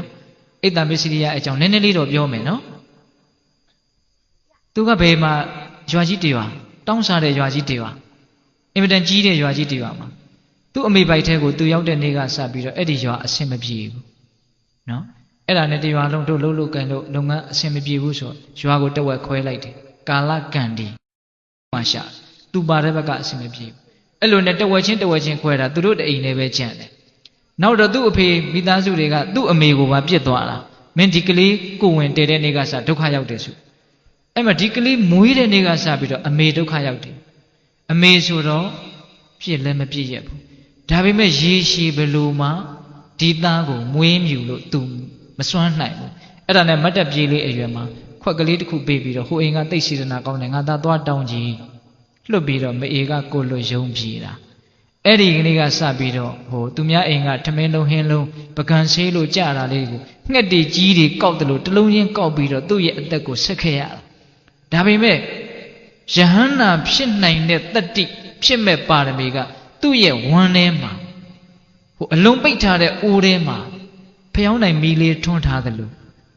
တလက်လက်ရှိတယ်တဲ့အဲ့ဒါကတော့ရှိတယ်နော်သူ့အပိုင်းနဲ့သူပဲနော်အတွင်းထဲမှာလည်းတိတ်ပြီးတော့စွန့်တဲ့သဘောကရှိနေတယ်အပြင်မှာလည်းပဲတိတ်ပြီးတော့ဆင်းရဲတဲ့သဘောကတော့ရှိနေတယ်ဟိုကံနေဟာကောင်းတာကကောင်းတယ်လို့မကောင်းတာဟာမကောင်းတယ်လို့တိတိကျကျပဲစီမန်းနေတာဟုတ်လား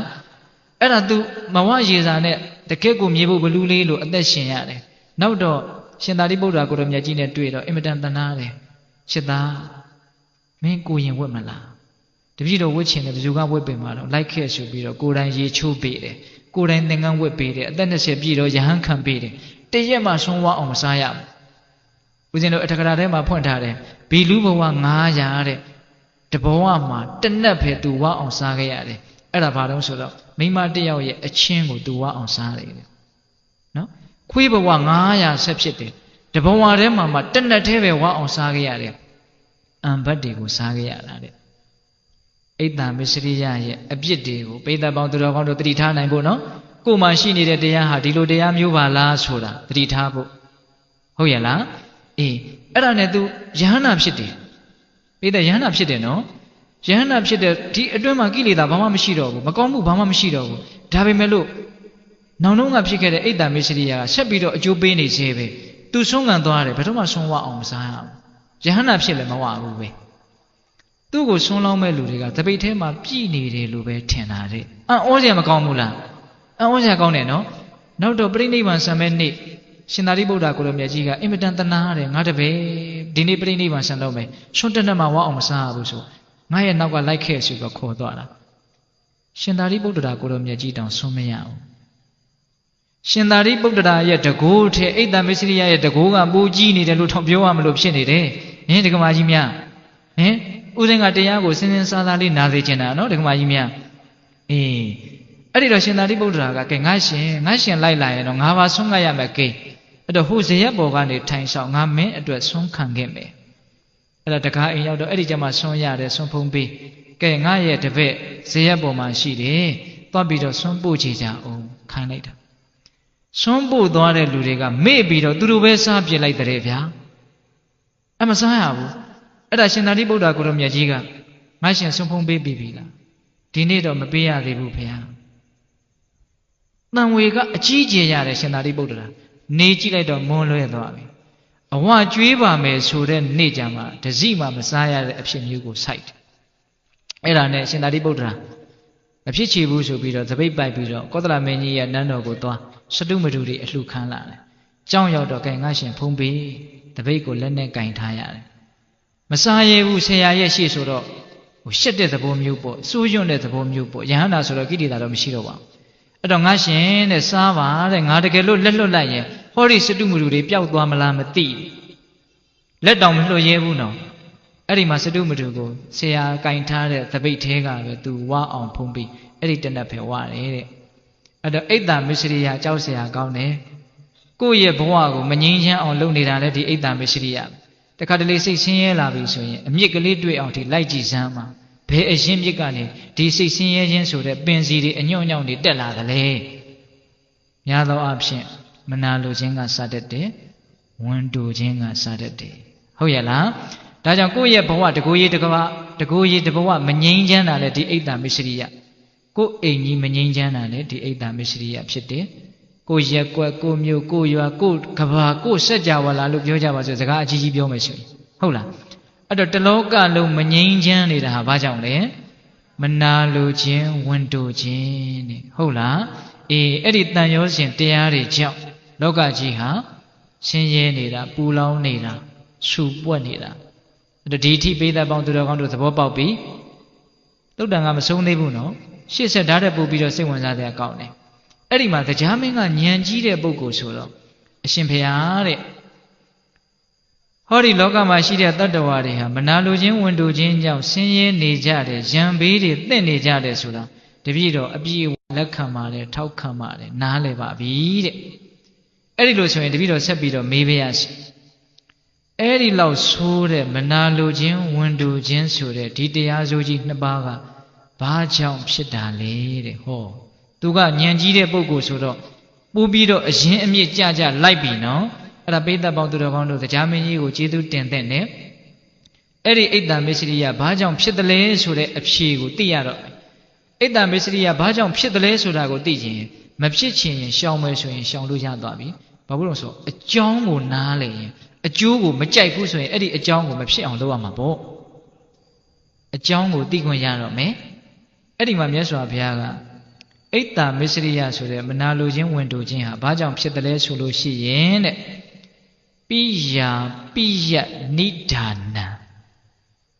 ချစ်ချင်းမုန်းခြင်းကြောင့်ဖြစ်တာတဲ့ပိဿအိတ်တမစ္စရိယဘာကြောင့်ဖြစ်တယ်ချစ်ချင်းမုန်းခြင်းကြောင့်ဖြစ်တာတဲ့ပိဿပေါင်းသူတော်ကောင်းတို့ဦးဇင်းတို့တွေမှာကိုချစ်အပ်တဲ့တတ္တဝါသင်္ခါရသက်ရှိသမဲ့တွေရှိတယ်ကိုမုန်းတဲ့သက်ရှိသမဲ့တွေရှိတယ်အဲ့ဒီချစ်အပ်သောအာယုံမုန်းအပ်သောအာယုံပိုင်းဆိုင်ရာမှာလည်းရှိတယ်ဒီအတွင်းတန်မှာလည်းချစ်တတ်တဲ့သဘောတရားရှိတယ်မုန်းတတ်တဲ့သဘောတရားရှိတယ်အဲ့ဒီချစ်ချင်းမုန်းခြင်းဆိုတဲ့တရားတွေဟာမနာလိုခြင်းဝန်တိုခြင်းကိုဖြစ်စေတယ်ဦးဇင်းအကျဉ်းမြင်လေးပဲပြောမယ်ဗျာအကျဉ်းမြင်အဖြစ်မုန်းရင်မနာလိုဘူးချစ်ရင်ဝန်တိုတယ်နော်မုန်းရင်မနာလိုတဲ့သဘောဖြစ်တယ်ချစ်ရင်ဝန်တိုတဲ့သဘောဖြစ်တယ်ဒါအကျဉ်းမြင်ပြောတာနော်ချစ်ချင်းကလည်းမနာလိုခြင်းဝန်တိုခြင်းနှစ်ပါးလုံးကိုဖြစ်စေနိုင်တယ်မုန်းခြင်းကလည်းမနာလိုခြင်းဝန်တိုခြင်းနှစ်ပါးလုံးကိုဖြစ်စေနိုင်တယ်ပိဿတို့ဉာဏ်ရှိတယ်ကိုချစ်တဲ့ပုဂ္ဂိုလ်နဲ့ပတ်သက်ပြီးတော့မနာလိုခြင်းဝန်တိုခြင်းဘယ်လိုဖြစ်တယ်လဲကိုစဉ်းစားကိုမုန်းတဲ့ပုဂ္ဂိုလ်နဲ့ပတ်သက်ပြီးတော့မနာလိုခြင်းဝန်တိုခြင်းဖြစ်နိုင်တယ်ဘယ်လိုဖြစ်တယ်လဲကိုစဉ်းစားနော်အကျဉ်းမြင်အဖြစ်တော့မုန်းရင်မနာလိုဘူးဟုတ်တယ်ကိုမုန်းတဲ့ပုဂ္ဂိုလ်ကိုထက်သားသွားပြီကိုထက်မသားအောင်တောင်မှအရှင်ပြေသွားပြီလို့သိရရင်မနာလိုတဲ့သဘောဖြစ်တယ်ဗျကိုချစ်တဲ့လူနဲ့ပတ်သက်ပြီးတော့လည်းဖြစ်တတ်တယ်ဗျမနာလိုတဲ့သဘောတွေနည်းနည်းလေးတကယ့်အဖြစ်အပျက်လေးတစ်ခုပြောပြမယ်မနာလိုခြင်းရဲ့ဆန့်ကျင်ဘက်ကမုဒိတာမနာလိုခြင်းကအင်မတန်ဆိုးတယ်မုဒိတာကဝမ်းမြောက်နိုင်တာကောင်းသွားတာကိုဝမ်းမြောက်နိုင်တာလူတွေဟာတနာဖို့လွယ်တယ်ဝမ်းမြောက်ဖို့ခက်တယ်တခါတုန်းကအိမ်နဲ့အိမ်ရှိတယ်တအိမ်ကအင်မတန်ချမ်းသာတယ်တအိမ်ကတိတ်မပြေလေဘူးအဲ့ဒါချမ်းသာတဲ့အိမ်ကဘေးကအိမ်ကိုမပြေလဲတဲ့အိမ်ကိုအင်မတန်တနာတော့အများကြီးကူညီတယ်အစစရရကူညီတယ်ထောက်ပံ့တယ်ပတ်စံကိုဒီတိုင်းကိုပေးတာဟိုအိမ်ကလည်းတိတ်ကျေးဇူးတင်တယ်တို့ကျေးဇူးရှင်ဒီအိမ်ကတိတ်ကျေးဇူးတင်တယ်ဘာဖြစ်ဖြစ်လုပ်ပေးတယ်နောက်တော့ကံအားလျော်ဆိုအဲ့ဒီဆင်းရဲတယ်ဆိုတဲ့အိမ်ကထီကိုအကြီးကျယ်ပေါက်တာဘဝပြောင်းသွားအောင်ပေါက်ပြစ်တာအဲ့ဒီလိုလဲထီပေါက်လိုက်ရောငကိုကအင်မတန်ကူညီပါတယ်ဆိုတဲ့အဲ့ဒီပြေလေတဲ့အိမ်ကလူတွေကမခေါ်တော့ဘူးတဲ့အစတုန်းကတော့တအားကူညီတယ်နော်ကိုယ်တနှိမ့်နေလို့သိနေတော့ကူညီရတာကလွယ်တယ်အဲ့တော့တခါလေးဦးစင်းကစဉ်းစားကြည့်တယ်ကူညီရတာပေးရတာတနာရတာကလွယ်တယ်တာသွားပြီဆိုတော့ဝမ်းမြောက်ဖို့ကြတော့ခက်လိုက်တာအဲ့တော့ဘာလဲတရားကဦးစင်းကစဉ်းစားကြည့်တယ်ကိုယ်လည်းအဲ့ဒီလိုစိတ်မျိုးရှိတာပဲတနာရတယ်ဆိုတာကဘာလို့လွယ်တာလဲဆိုကိုကဆရာကြီးနေရာကနေရလို့နဲ့တူတယ်လို့ဦးစင်ကစဉ်းစားကြည့်တာမပိသက်တို့သဘောတူခြင်းမတူနော်တနာရတာဆိုတော့ကိုကအထက်ကကိုဗျလွယ်တာဗောဗျဝမ်းသာရတယ်ဆိုတော့နည်းနည်းအောင့်ပါစိတ်ကဒါပုထုဇဉ်တွေရဲ့သူတော်ကောင်းစိတ်နည်းသေးတယ်ဆိုတဲ့လက္ခဏာပေါ့နော်ကိုမှရှိတယ်ဆိုတာကိုရှိတယ်ဆိုတာကတော့ရိုးသားသားဝန်ခံရမယ်ဗျတခါကြီးမိုင်မြဟုတ်လားအဲ့တော့တနာဖို့လွယ်တယ်အရှင်ပြေတာကိုဝမ်းမြောက်နိုင်ဖို့သိခက်တယ်ဒါကြောင့်ချစ်တဲ့ပုဂ္ဂိုလ်တွေနဲ့ပတ်သက်လာရင်နည်းနည်းဝမ်းမြောက်ရတာကတော်သေးတယ်ကိုသားသမီးလေးကိုချစ်တဲ့လူကြီးပွားတယ်ဩကြီးပွားပါစေဝမ်းမြောက်ဖို့လွယ်တယ်နော်ဒါပေမဲ့ကိုမုန်းတဲ့လူတွေကြီးပွားတာကြတော့မကြားနိုင်တော့ဘူးမနာလိုတဲ့စိတ်တွေဖြစ်တယ်နော်ဒါကြောင့်ချစ်ချင်းကြောင့်အကြံဉာဏ်အဖြစ်မနာလိုတဲ့သဘောဖြစ်တယ်ဟုတ်ပါမုန်းခြင်းကြောင့်မနာလိုတဲ့သဘောဖြစ်တယ်ဟုတ်လားချစ်ချင်းကြောင့်တော့ဝင်တူတဲ့သဘောဖြစ်တယ်ဟုတ်တယ်ကိုချစ်တဲ့အရာကိုတမဲ့ပစ္စည်းဆိုလည်းဘယ်သူမှမပေးနိုင်ဘူး ရကျင်တဲ့မျက်လုံးနဲ့ကြည့်မယ်ဆိုရင်တော့မှစိုးရိမ်နေပြီစိတ်ထဲကထိတ်လန့်နေပြီဟုတ်လားအေးချစ်တဲ့သက်ရှိသက်မဲ့တွေနဲ့ပတ်သက်ပြီးတော့သူများနဲ့ထိစပ်မှာပတ်သက်မှာပေးလိုက်ရမှာကိုဝင်တိုးတဲ့သဘောအများကြီးမရှိဘူးလားရှိတယ်အဲ့ဒီဝင်တိုးတဲ့သဘောကလည်းဆိုးတာပဲဗျကာကွယ်ရတယ်စောင့်ရှောက်ရတယ်ငါချစ်တာတွေနဲ့လာပတ်သက်တော့မဲ့လူငါရန်သူဟုတ်လားငါပိုင်တဲ့တွေကိုလာဝင်ဆွတ်ဖက်တော့မယ်ဆိုရင်ငါရန်သူကာကွယ်ရတယ်စောင့်ရှောက်ရတယ်ကြိုတင်ပြီးတော့ဒုက္ခပေးနေပေးထားရတယ်မစ္စရိယလည်းဆိုတာပဲနော်အေးအဲ့ဒီမစ္စရိယကဘာကြောင့်ဖြစ်တယ်ကြံမြင်အဖြစ်ချစ်ချင်းကြောင့်ဖြစ်တယ်အဲ့တော့ချစ်ချင်းမုန်းခြင်းကြောင့်မနာလိုခြင်းဝန်တိုခြင်းဆိုတာဖြစ်တာတဲ့အင်မတန်သဘာဝကျပြီးတော့အင်မတန်မှန်တဲ့တရားတွေဟုတ်လားဒါကြောင့်မနာလိုခြင်းဝန်တိုခြင်းဆိုတာကိုပိဋကပေါင်းသူတော်ကောင်းတို့ဆက်ဆုပ်တယ်ဆိုလို့ရှိရင်ချစ်ချင်းမုန်းခြင်းကိုလည်းဆက်ဆုပ်မှဖြစ်လိမ့်မယ်ဟုတ်လားချစ်ချင်းမုန်းခြင်းကိုကြတော့မပြစ်နိုင်ဘူးချစ်တာလည်းအလွန်ပဲမုန်းတာလည်းအလွန်ပဲဆိုရင်တော့လာလိမ့်မယ်နောက်ဆက်တွဲအိတ်တာတွေရောမစ္စရိယတွေရောရှုပ်ထွေးခတ်နေမှာအိတ်တာတွေမစ္စရိယတွေလာပြီဆိုရင်တော့အဲ့ဒါဘေးတွေကိုဒဏ်တွေကိုစိတ်ဆင်းရဲတာတွေကိုအကုန်လုံးပွေလိမ့်နေတော့မှာပဲသဘောပေါက်တယ်နော်အေးအဲ့တော့တရားမင်းကဉာဏ်ကြီးတဲ့လူဆိုတော့ဆက်မေးတယ်ဆက်ပြီးတော့ကျေးဇူးတင်ရအောင်မယ်တရားမင်းကိုအဲ့ဒီချစ်ချင်းမုန်းခြင်းဆိုတဲ့အိတ်တာမစ္စရိယကိုဖြစ်စေတဲ့အဲ့ဒီတရားကြီးကအဲ့ဒီချစ်ချင်းမုန်းခြင်းကြီးကဘာကြောင့်ဖြစ်တာတုံးနဲ့ပိဋကတို့သိချင်တယ်နော်ဟောဒီမျက်နှာတွေကိုမြင်လိုက်ရင်ဦးသင်ကဒီတရားကိုဟောဒီလူတွေတော်တော်စိတ်ဝင်စားနေပြီဆိုတာသိကိုသိတယ်ဝမ်းသာပါတယ်ဗျာပြောရတာပိုစိတ်ဝင်စားတာပေါ့ဟုတ်လားဦးဇင်းလည်းပဲအဲ့ဒီစာကိုဖတ်ခါစားကဟာအင်မတန်သိချင်တယ်မစာရွက်တောင်ကြော်ရရင်ကြော်လိုက်ချင်တယ်နော်တော်တော်ကိုသိချင်တယ်ဒီချစ်ချင်းမုန်းခြင်းကဘာကြောင့်ဖြစ်တာတုံး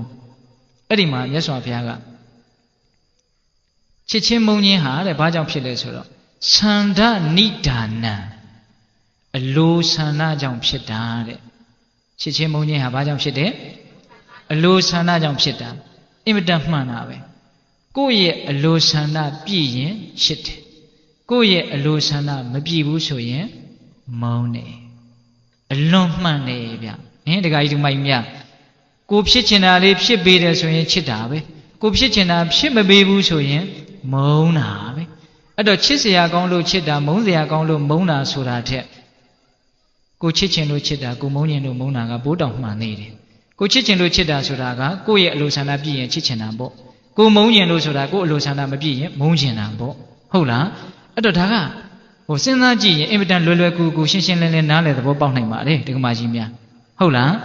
ကိုယ်အလိုဆန္ဒပြည့်အောင်လုပ်ပေးရင်သဘောကျတာပဲဗျဘဇုအပေါ်ဘလောက်ဖဲမုန်းစရာကောင်းနေလေအေးငါအပေါ်တော့ကောင်းရှာတယ်မမုန်းနိုင်ဘူးနော်လူတယောက်သူများပေါ်ဘလောက်ဖဲဆိုကိုယ့်ပေါ်မှာမဆိုးဘူးဆိုရင်ကိုမမုန်းနိုင်ဘူးဟုတ်ရဲ့လားသူများပေါ်မှာဘလောက်ကောင်းကောင်းကိုယ့်အပေါ်မှာမကောင်းဘူးဆိုရင်တော့ဒါနဲ့ငါရေစက်မပါပါဘူးပြောဘူးလားပြောတာပေါ့ဗျအဲ့တော့ကောင်းတယ်မကောင်းဘူးဆိုတာဘယ်ပေတံနဲ့တိုင်းတာတာလဲလို့မေးရင်လူတယောက်ကိုဒီလူဟာလူကောင်းလူဆိုးလို့ဘယ်ပေတံနဲ့တိုင်းတာတာလဲဆိုရင်များသောအားဖြင့်ပုထုဇဉ်တွေဟာကိုယ်အလိုဆန္ဒပြည့်ခြင်းမပြည့်ခြင်းဆိုတဲ့ပေတံနဲ့တိုင်းတာကိုယ်ကြိုက်တာလေးလုပ်ပေးပြီဆိုသဘောကိုချဟုတ်လားအပြစ်မမြင်နိုင်ဘူးဒါဥစဉ်တို့လက်တွေ့ခံစားခဲ့ဘူးတဲ့နော်ကိုယ့်အပေါ်မှာကောင်းနေတယ်ဒါပေမဲ့သူများအပေါ်မှာအဲ့ဒီလိုမကောင်းဘူးဆိုတာကိုယ်တိုင်သိရတယ်ဒါပေမဲ့ကိုယ့်အပေါ်မှာကောင်းနေတော့အပြစ်မမြင်နိုင်ဘူးဟုတ်လားအဲ့တော့ချစ်ချင်းမုန်းခြင်းသည်အလိုဆန္ဒကြောင့်ဖြစ်တာဆိုတဲ့စကားကိုလက်မခံလို့မရဘူးနော်ကိုယ့်အလိုဆန္ဒပြည့်ရင်ချစ်မယ်ကိုယ့်အလိုဆန္ဒမပြည့်ရင်မုန်းမယ်ချစ်မြတ်တာအရာမှာစံတင်ရတယ်မြတ်စွာဘုရားတောင်စံထားခဲ့တယ်မိဘတို့ရဲ့မေတ္တာမာတာယထာနိယံဗုဒ္ဓမာယုတာဧကဗုဒ္ဓမနုရခေမေတ္တာတုတ်ထဲမှာပါတယ်နော်အာလုံသောတတ္တဝါတွေကိုတူရီသောသားကိုမိခင်ကစောင့်ရှောက်တယ်လို့မျိုးချစ်တယ်လို့မျိုးချစ်ပါလို့မိခင်ရဲ့မေတ္တာမြတ်စွာဘုရားတောင်စံထားခဲ့တယ်နော်အဲ့ဒါလောက်ချစ်ပါတယ်ဆိုတဲ့မိဘတွေတောင်မှသားသမီးတွေရဲ့အပေါ်မှာကိုယ့်ရဲ့အလိုဆန္ဒကိုဖြည့်ဆည်းမပေးနိုင်တော့ဘူးကိုဖြစ်ချင်တာတွေကိုဖောက်ဖျက်ပံများလာပြီဆိုတော့မုန်းသွားတာတွေမရှိဘူးလားရှိတယ်သတင်းသားထဲမှာတက်သေးမရှိဘူးလားအမွေပြက်ဆိုပြီးတော့မကြော်ညာဘူးလားအောက်ကစာကလေးတောင်ပါသေးတယ်ဗါတဲ့မေးမြန်းစုံစမ်းခြင်းသီးခံမှာဒင်းနဲ့ပတ်သက်လို့လာမေးမနေနဲ့ပြောကိုမပြောနိုင်တော့ဘူးပေါ့အဓိပ္ပာယ်ကအဲ့ဒါလောက်တောင်မုန်းသွားတာကိုယ့်ရဲ့အလိုကိုဖြည့်ပေးရင်ချစ်မယ်ကိုယ့်အလိုကိုဖြည့်မပေးရင်မချစ်ဘူးအဲ့တော့လောကီလိုတ ဒီလောဘတွေနဲ့ချစ်ကြတယ်တန်ရောစဉ်ထားကြတယ်ဆိုတဲ့ကိစ္စကြီးကတကယ်စင်စစ်အဲ့ဒီလူကိုချစ်တယ်ဆိုတာတဲ့ကိုချစ်တယ်ဆိုတာကပိုမှန်ပါတယ်ဘာဖြစ်လို့ဆိုတော့ကိုယ့်ရဲ့အလိုဆန္ဒကိုဖြည့်တာတခါကြီးဒီမိုင်းများသူများကကိုရေစဲနီးလိုက်တာလို့ပြောတိုင်းဘဝင်တွေစွန့်မြင့်မနေနဲ့အဲ့ဒါသူ့ရဲ့အလိုဆန္ဒကိုသူဖြည့်နေတာလို့လည်းပဲရှင်းရှင်းလေးသဘောပေါက်ထားအောင်သူ့အလိုနဲ့ကိုက်ညီရင်ကိုချစ်နေအောင်မှာပဲသူ့အလိုမကိုက်တော့ဘူးဆိုလို့ရှိရင်ကိုမုန်းသွားမှာပဲချစ်ချင်းနဲ့မုန်းချင်းဆိုတာအင်မတန်နီးကပ်တယ်ဟိုဘက်လှည့်လိုက်ရင်မုန်းသွားတာပဲဗျနော်ဒါကြောင့်အဲ့ဒါကြီးကိုအားကိုးပြီးတော့လက်ဆုပ်လက်ကန်ကြီးလှုပ်ပြီးတော့အရသာခံပြီးတော့နေမယ်ဆိုရင်အဲ့ဒါခံရပြီဆိုရင်ပပဆက်ဆက်ခံရတတ်တယ်ဟုတ်လားဒါကြောင့်လောကကြီးမှာပုထုဇဉ်လူသားတွေဒီလိုလောဘတရားတွေနဲ့ချစ်ကြတယ်ဒေါသတရားတွေနဲ့မုန်းကြတယ်ဆိုတာဘာမှလေးနဲ့တဲ့ကိစ္စမဟုတ်ပါဘူးသူတို့အလိုဆန္ဒပြည့်ရင်မျက်နှိုးလိုက်တာချစ်လိုက်တာပဲသူတို့အလိုဆန္ဒမပြည့်ရင်မုန်းလိုက်တာပဲဒါကြောင့်ဘာမှသိအရေးမပါပါဘူးလို့နားလည်ဖို့လိုတယ်ကိုယ်တိုင်လည်းဒီတိုင်းပါပဲလူတွေကိုအပြစ်မတင်နဲ့နော်တခါကြီးမိုက်များခုမြတ်စွာဘုရားဟောထားပြီချစ်ချင်းမုန်းခြင်းသည်အလိုဆန္ဒကြောင့်ဖြစ်တာအလိုဆန္ဒပြည့်ရင်ချစ်အလိုဆန္ဒမပြည့်ရင်မုန်းမယ်စကားတွေထက်ကြီးတလဲလဲဖြစ်နေပြီဟုတ်လားအဲ့တော့အလိုဆန္ဒချစ်ချင်းမုန်းခြင်းကိုကြိုးကင်နေတဲ့သဘောတရားတစ်ခုအဲ့ဒါကိုတရားမင်းကဆက်မိတယ်အဲ့ဒီအလိုဆန္ဒဘာကြောင့်ဖြစ်လဲတဲ့ဟောတဆင့်ပြီးတဆင့်တက်လာတာနော်မြတ်စွာဘုရားမို့ဖြေနိုင်တာပေါ့ဒါကြောင့်ဦးဇင်းတို့ဗမာစကားပုံရှိတာပေါ့အမေကျွဲကြောင်သားအဖြေဘုရားလောင်းတဲ့ဟုတ်လားမြတ်စွာဘုရားဆိုတော့ဖြေတတ်တာဗောဗျအဲ့ဒီချစ်ချင်းမုန်းခြင်းကိုဖြစ်စေတဲ့အလိုဆန္ဒဘာကြောင့်ဖြစ်လဲဆိုလို့ရှိရင်တဲ့ဝိတကနိဒာနာအတွေးတွေကြောင့်ဖြစ်တာဘာကြောင့်ဖြစ်အတွေးတွေကြောင့်ဖြစ်တာတဲ့အလိုဆန္ဒဆိုတာအတွေးကရိုးရိုးအတွေးမဟုတ်ဘလို့အတွေးလဲဆိုတော့ဝိနိစ္စယဝိတက်အဲ့ဒါလေးကိုဦးဇင်းနည်းနည်းလို့နားလည်အောင်ရှင်းပြမယ်ဆုံးဖြတ်ချက်နဲ့ထုံးဖြတ်ချက်ချတဲ့အတွေးဆုံးဖြတ်ချက်တွေချနေတဲ့အတွေးအဲ့ဒီဝိနိစ္စယဝိတက်က2မျိုးရှိတယ်တဲ့တဏှာဝိနိစ္စယဝိတက်ကနဲ့ဒိဋ္ဌိဝိနိစ္စယဝိတက်ကလို့2မျိုးရှိတယ်မြင်တိုင်းကြားတိုင်းတွေးတိုင်းသိတိုင်းထိတိုင်းတွေးတာလေးတွေရှိတယ်ဘလို့တွေးလဲဆိုတော့လိုချင်စရာကောင်းတယ်ဆိုတဲ့အထင်နဲ့တွေးတဲ့အတွေးအဲ့ဒါကတဏှာဝိနိစ္စယဝိတက်ကငါသူတစ်ပါးယောက်ျားမိန်းမတတ္တဝါဆိုတဲ့ပြည့်ညက်ကိုအာယုံပြုတ်ပြီးတော့တတ္တဝါဆိုတဲ့အထင်နဲ့တွေးတဲ့အတွေးအဲ့ဒါကဒိဋ္ဌိဝိနိစ္စယဝိတက်ကဟုတ်လားဒီနေရာမှာဘာအတွေးလဲဆိုတော့တဏှာဝိနိစ္စယဝိတက်ကတဲ့ဒါကိုရှင်းရှင်းလေးအရက်စကားနဲ့မဟာရှိစတော်ဘုရားကြီးရဲ့စကားလုံးကိုယူပြောရမယ်ဆိုလို့ရှိရင်တော့ကောင်းတယ်ထင်တဲ့အတွေးတဲ့ဟောပိဋကကြီးဘာထင်တဲ့အတွေးကောင်းတယ်ထင်တဲ့အတွေးတွေကြောင့်အလိုဆန္ဒဖြစ်တာသိမှန်တာပေါ့တခါကြီးမိုက်များကောင်းတယ်လို့ထင်တဲ့အထင်တွေနဲ့တွေးနေတာအဲ့ဒါလို့တွေးနေသေးသမျှကာလပတ်လုံးတော့အလိုဆန္ဒတွေကကြီးထွားလာအလိုဆန္ဒတွေကြီးထွားလာရင်အဲ့ဒီအလိုဆန္ဒနဲ့ကိုက်ညီတဲ့တတ္တဝါပြည့်ညက်တတ္တဝါအရာဝတ္ထုအကုန်လုံးကိုချစ်မယ်အဲ့ဒီအလိုဆန္ဒနဲ့မကိုက်ညီတဲ့တတ္တဝါတတ်မဲ့အကုန်လုံးကိုမုန်းမယ်ဟုတ်လားအဲ့တော့အလိုဆန္ဒဆိုတာကောင်းတယ်ထင်တဲ့အတွေးကြောင့်တနည်းအားဖြင့်ကောင်းတယ်လို့ဆုံးဖြတ်ပြီးတော့တွေးနေတဲ့အတွေးတွေရှိတယ်ဒါလေးကကောင်းတယ်ဟိုကလေးကကောင်းတယ်အဲ့လိုလေးကြားလိုက်ရင်တော့ကောင်းမယ်ဟောလှူနဲ့တွေ့ရရင်တော့ကောင်းမှာပဲအဲ့လိုကောင်းမှာပဲလို့ထင်းပြီးတော့တွေးတဲ့အတွေးဘောပေါက်တယ်နော်အဲ့ဒီအတွေးတွေနဲ့အချိန်ကုန်တာခင်ဗျားတို့ကျုပ်တို့ဥထုရှင်တွေဟာဘာလေးဖြစ်ရင်တော့ကောင်းမှာဘယ်သူနဲ့တွေ့ရရင်တော့ကောင်းမှာဘယ်လိုပြောလိုက်ရင်တော့ကောင်းမှာအဲ့ဒီကောင်းမှာလို့နောက်ကပါနေတယ်အဲ့ဒီကောင်းမယ်ထင်တဲ့အတွေးတွေဘာကိုဖြစ်တယ်အလိုဆန္ဒကိုဖြစ်တယ်အလိုဆန္ဒကဘာကိုဖြစ်တယ်ချစ်ချင်းမုန်းခြင်းကိုဖြစ်တယ်ချစ်ချင်းမုန်းခြင်းကဘာကိုဆက်ပြီးတော့ဖြစ်စေတယ်မနာလိုခြင်းဝင်တူခြင်းကိုဖြစ်တယ်မနာလိုခြင်းဝင်တူခြင်းကဘာကိုဖြစ်စေတယ်မငြိမ်းချမ်းခြင်းဘေးတွေရန်တွေဒုက္ခတွေအလုံးကိုဖြစ်စေတယ်ဟုတ်လားအဲ့တော့တရားကတဖြည်းဖြည်းနဲ့အရင်ကြလာပြီနော်အဲ့ဒီတော့ကောင်းတယ်ထင်တဲ့အတွေးဝိနိစ္စယဝိတက်ဆိုတဲ့ဒီဝိတက်ကဘာကြောင့်ဖြစ်လဲတဲ့ဟောလာပြန်ပြီနောက်ဆုံးအဖြေရောက်ပြီနော်ဒါကအလေးနဲ့ဆုံးပဲအဲ့ဒါကိုလည်းဦးဇင်းတို့တတ်နိုင်တယ်များနားလည်အောင်ပြောမယ်ဗျာအဲ့ဒီကောင်းတယ်ထင်တဲ့အတွေးဟာဘာကြောင့်ဖြစ်လဲဆိုလို့ရှိရင်တဲ့ဝိနိစ္စယဝိတက်ဆိုတာဘာကြောင့်ဖြစ်လဲဆိုလို့ရှိရင်တဲ့ ပင်စတင်ညာသင်္ခါနိဒာနံတဲ့တိတိကျကျနော်ပပင်စနဲ့ဆက်ရှင်တဲ့အမှတ်တင်ညာကြောင့်ဖြစ်တာတဲ့ပိဿတို့တရားနာသက်ရှင်းနေပါပြီခုဒီတရားနာပိဿတဲ့ကလက်ရွေးတင်ပိဿလို့ဥစဉ်ထင်တယ်နော်တကယ့်ကိုနာခြင်းလို့ဒီနာလေးကိုရှာဖွေဖွေနေရာရှာပြီးတော့လာတဲ့လူတွေကြီးပဲဟောဒီလူတွေဟုတ်တယ်မဟုတ်လားအဲ့တော့ပပင်စတရားဆိုတာဘာလဲသိလားသိတာပေါ့တဏှာမာနဒိဋ္ဌိပပင်စဆိုတာဘာလဲချက်ထွင်ခြင်းလို့အဓိပ္ပာယ်ရတယ်အကျဲမငြိမ်းပွဲတွေကိုလှုပ်ချင်တာအကျဲကြိုက်တာနော်ကြီးကျယ်ချင်တာခမ်းနားချင်တာဖြစ်ချင်တာပပင်စစာလို့ပြောရရင်တော့တန်လျာကိုချက်ထွင်တယ်ပေါ့နော်အဲ့ဒါဘာလဲလူချင်းမမောတဲ့တဏှာပြီးတော့ငါတကားလို့အထင်ကြီးတစ်လုံးနဲ့ထင်းနေတဲ့မာနတတ္တဝါအတ္တအဲ့ဒါလို့စိတ်ထဲမှာစွဲထင်နေတဲ့ဒိဋ္ဌိတဏှာမာနဒိဋ္ဌိအဲ့ဒီတရားသုံးလုံးကိုပပင်စတရားလို့ခေါ်တယ်ဒုက္ခစက်ဝန်းကြီးကိုကျေတဲ့ကျေအောင်သူတို့ချဲ့တာဟုတ်လား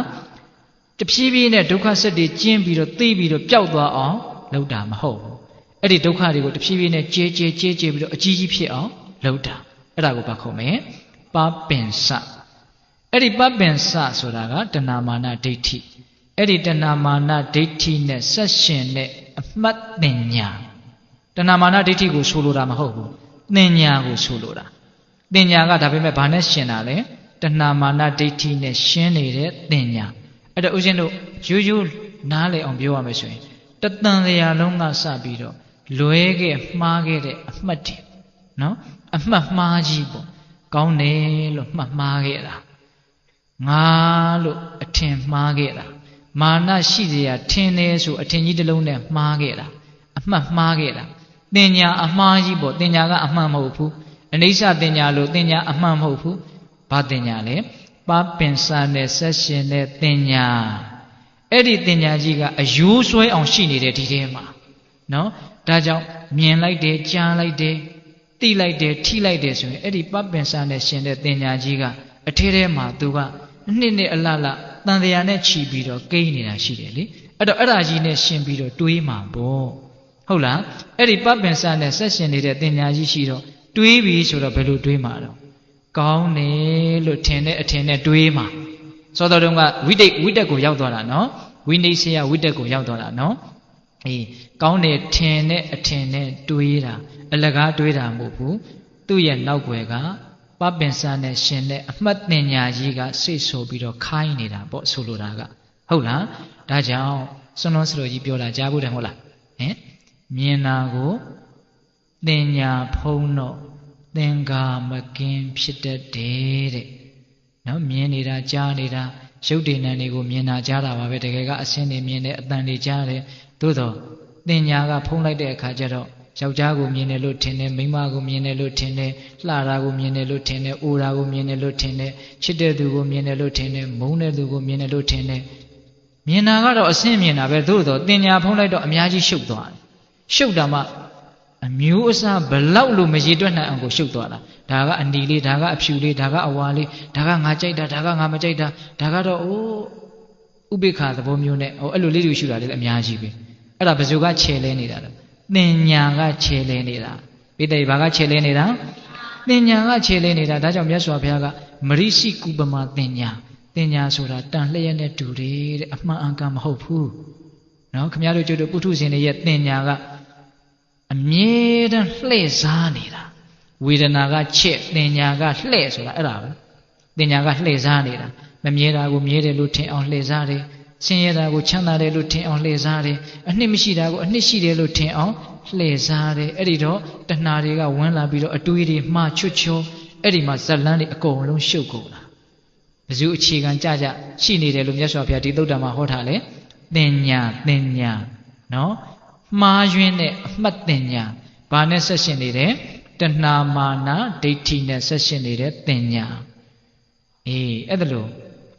အမှားယွင်းနေနဲ့ဆက်ရှင်နေတဲ့တင်ညာကြောင့်ဝိတက်ဆိုတဲ့အတွေးမှားတွေဖြစ်တယ်တဏှာဝိနိစ္စယဝိတက်အတွေးမှားတွေကြောင့်အလိုဆန္ဒတွေဖြစ်တယ်အလိုဆန္ဒတွေကြောင့်ပြည့်ရင်ချစ်မယ်မပြည့်ရင်မုန်းမယ်ချစ်ချင်းမုန်းခြင်းကြောင့်ချစ်ရင်ဝန်တိုမယ်မချစ်ရင်မနာလိုမယ် မနာလိုခြင်းဝန်တိုခြင်းကြောင့်မကောင်းမှုဒုစရိုက်တွေနဲ့တကွဒုက္ခတွေတောကတွေအမျိုးမျိုးအနိဋ္ဌာယုန်တွေလောကကြီးမှာပေါ်ပေါက်လာတယ်တရားကလိပ်ပတ်လည်သွားပြီနော်အေးဒါပေမဲ့အဖြေကမပြီးသေးဘူးအဲ့ဒီပပ္ပင်စသင်ညာဆိုတဲ့ပပ္ပင်စနဲ့ဆက်ရှင်တဲ့ပပ္ပင်စသင်္ခာ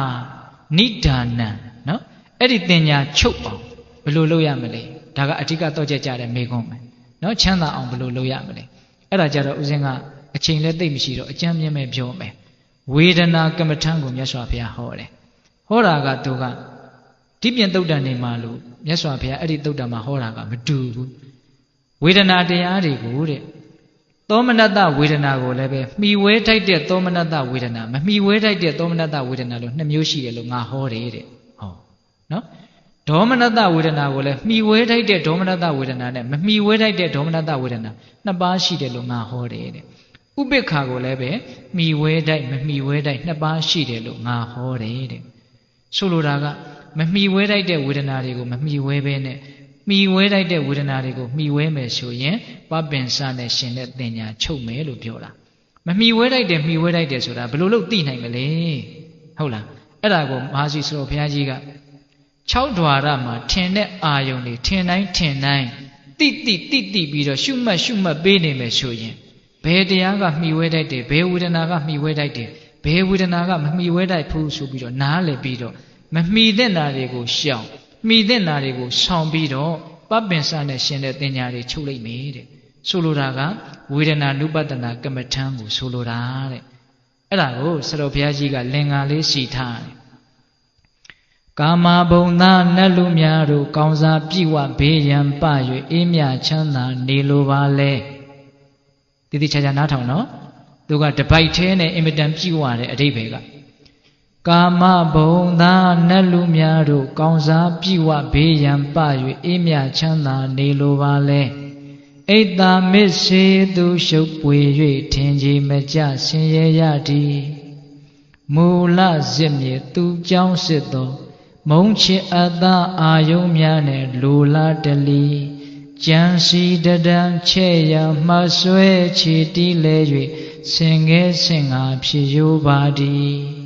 သောတော်ကဥစဉ်ပြောတာတွေအကုန်လုံးပါသွားပြီသဘောပေါက်လား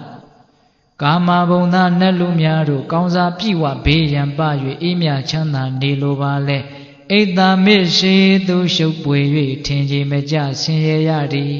ရှင်းစရာမလိုအောင်ရှင်းတယ်နော်ဒီဣတ္တမစ္စရိယတွေရှုပ်နေလို့လောကကြီးရှုပ်ပွက်နေတာလို့ပြောတာဣတ္တမစ္စေသူရှုပ်ပွေ၍ထင်ကြီးမကြဆင်းရဲရသည်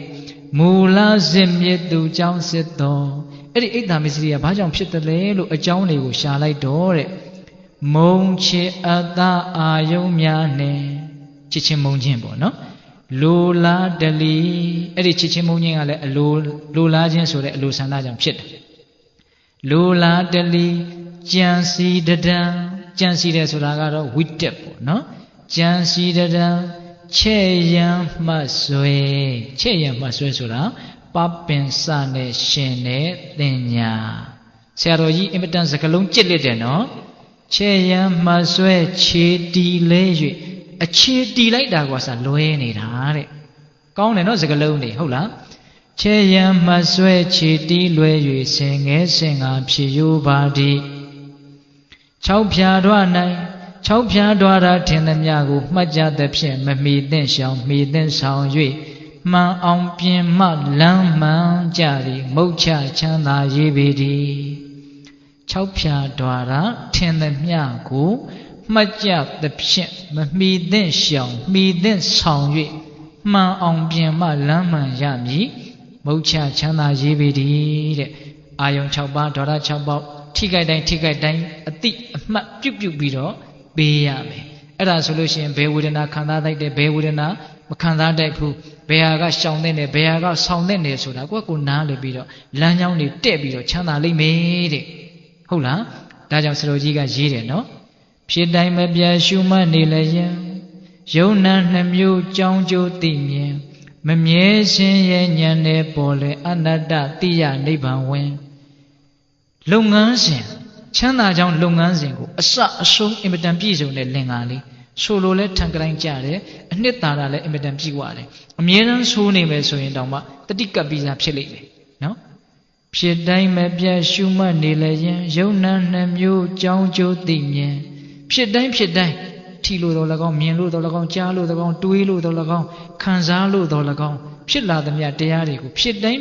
အတိအမှတ်ပြုနေမယ်ဆိုလို့ရှိရင်တဲ့ယုံနာနှမျိုးကြောင်းကျိုးသိမြင်ဖြစ်လာတဲ့တရားတွေဟာဖြစ်เสียရှိလို့ဖြစ်တာဘယ်သူဖန်တီးတာမှမဟုတ်အကြောင်းရှိလို့ဖြစ်ပေါ်လာတဲ့အကျိုးတရားမျှပဲလို့သိတယ်တဲ့ယုံနာနှမျိုးကြောင်းကျိုးသိမြင်မမြဲခြင်းရဲ့ဉာဏ်တဲ့ပေါ်လွင်နောက်တော့ဉာဏ်တွေကထက်လာပြီးတော့မမြဲတဲ့သဘောတရားတွေဖြစ်ပေါ်လာပြီးတော့ကွယ်ပြောက်သွားတာကြီးပဲ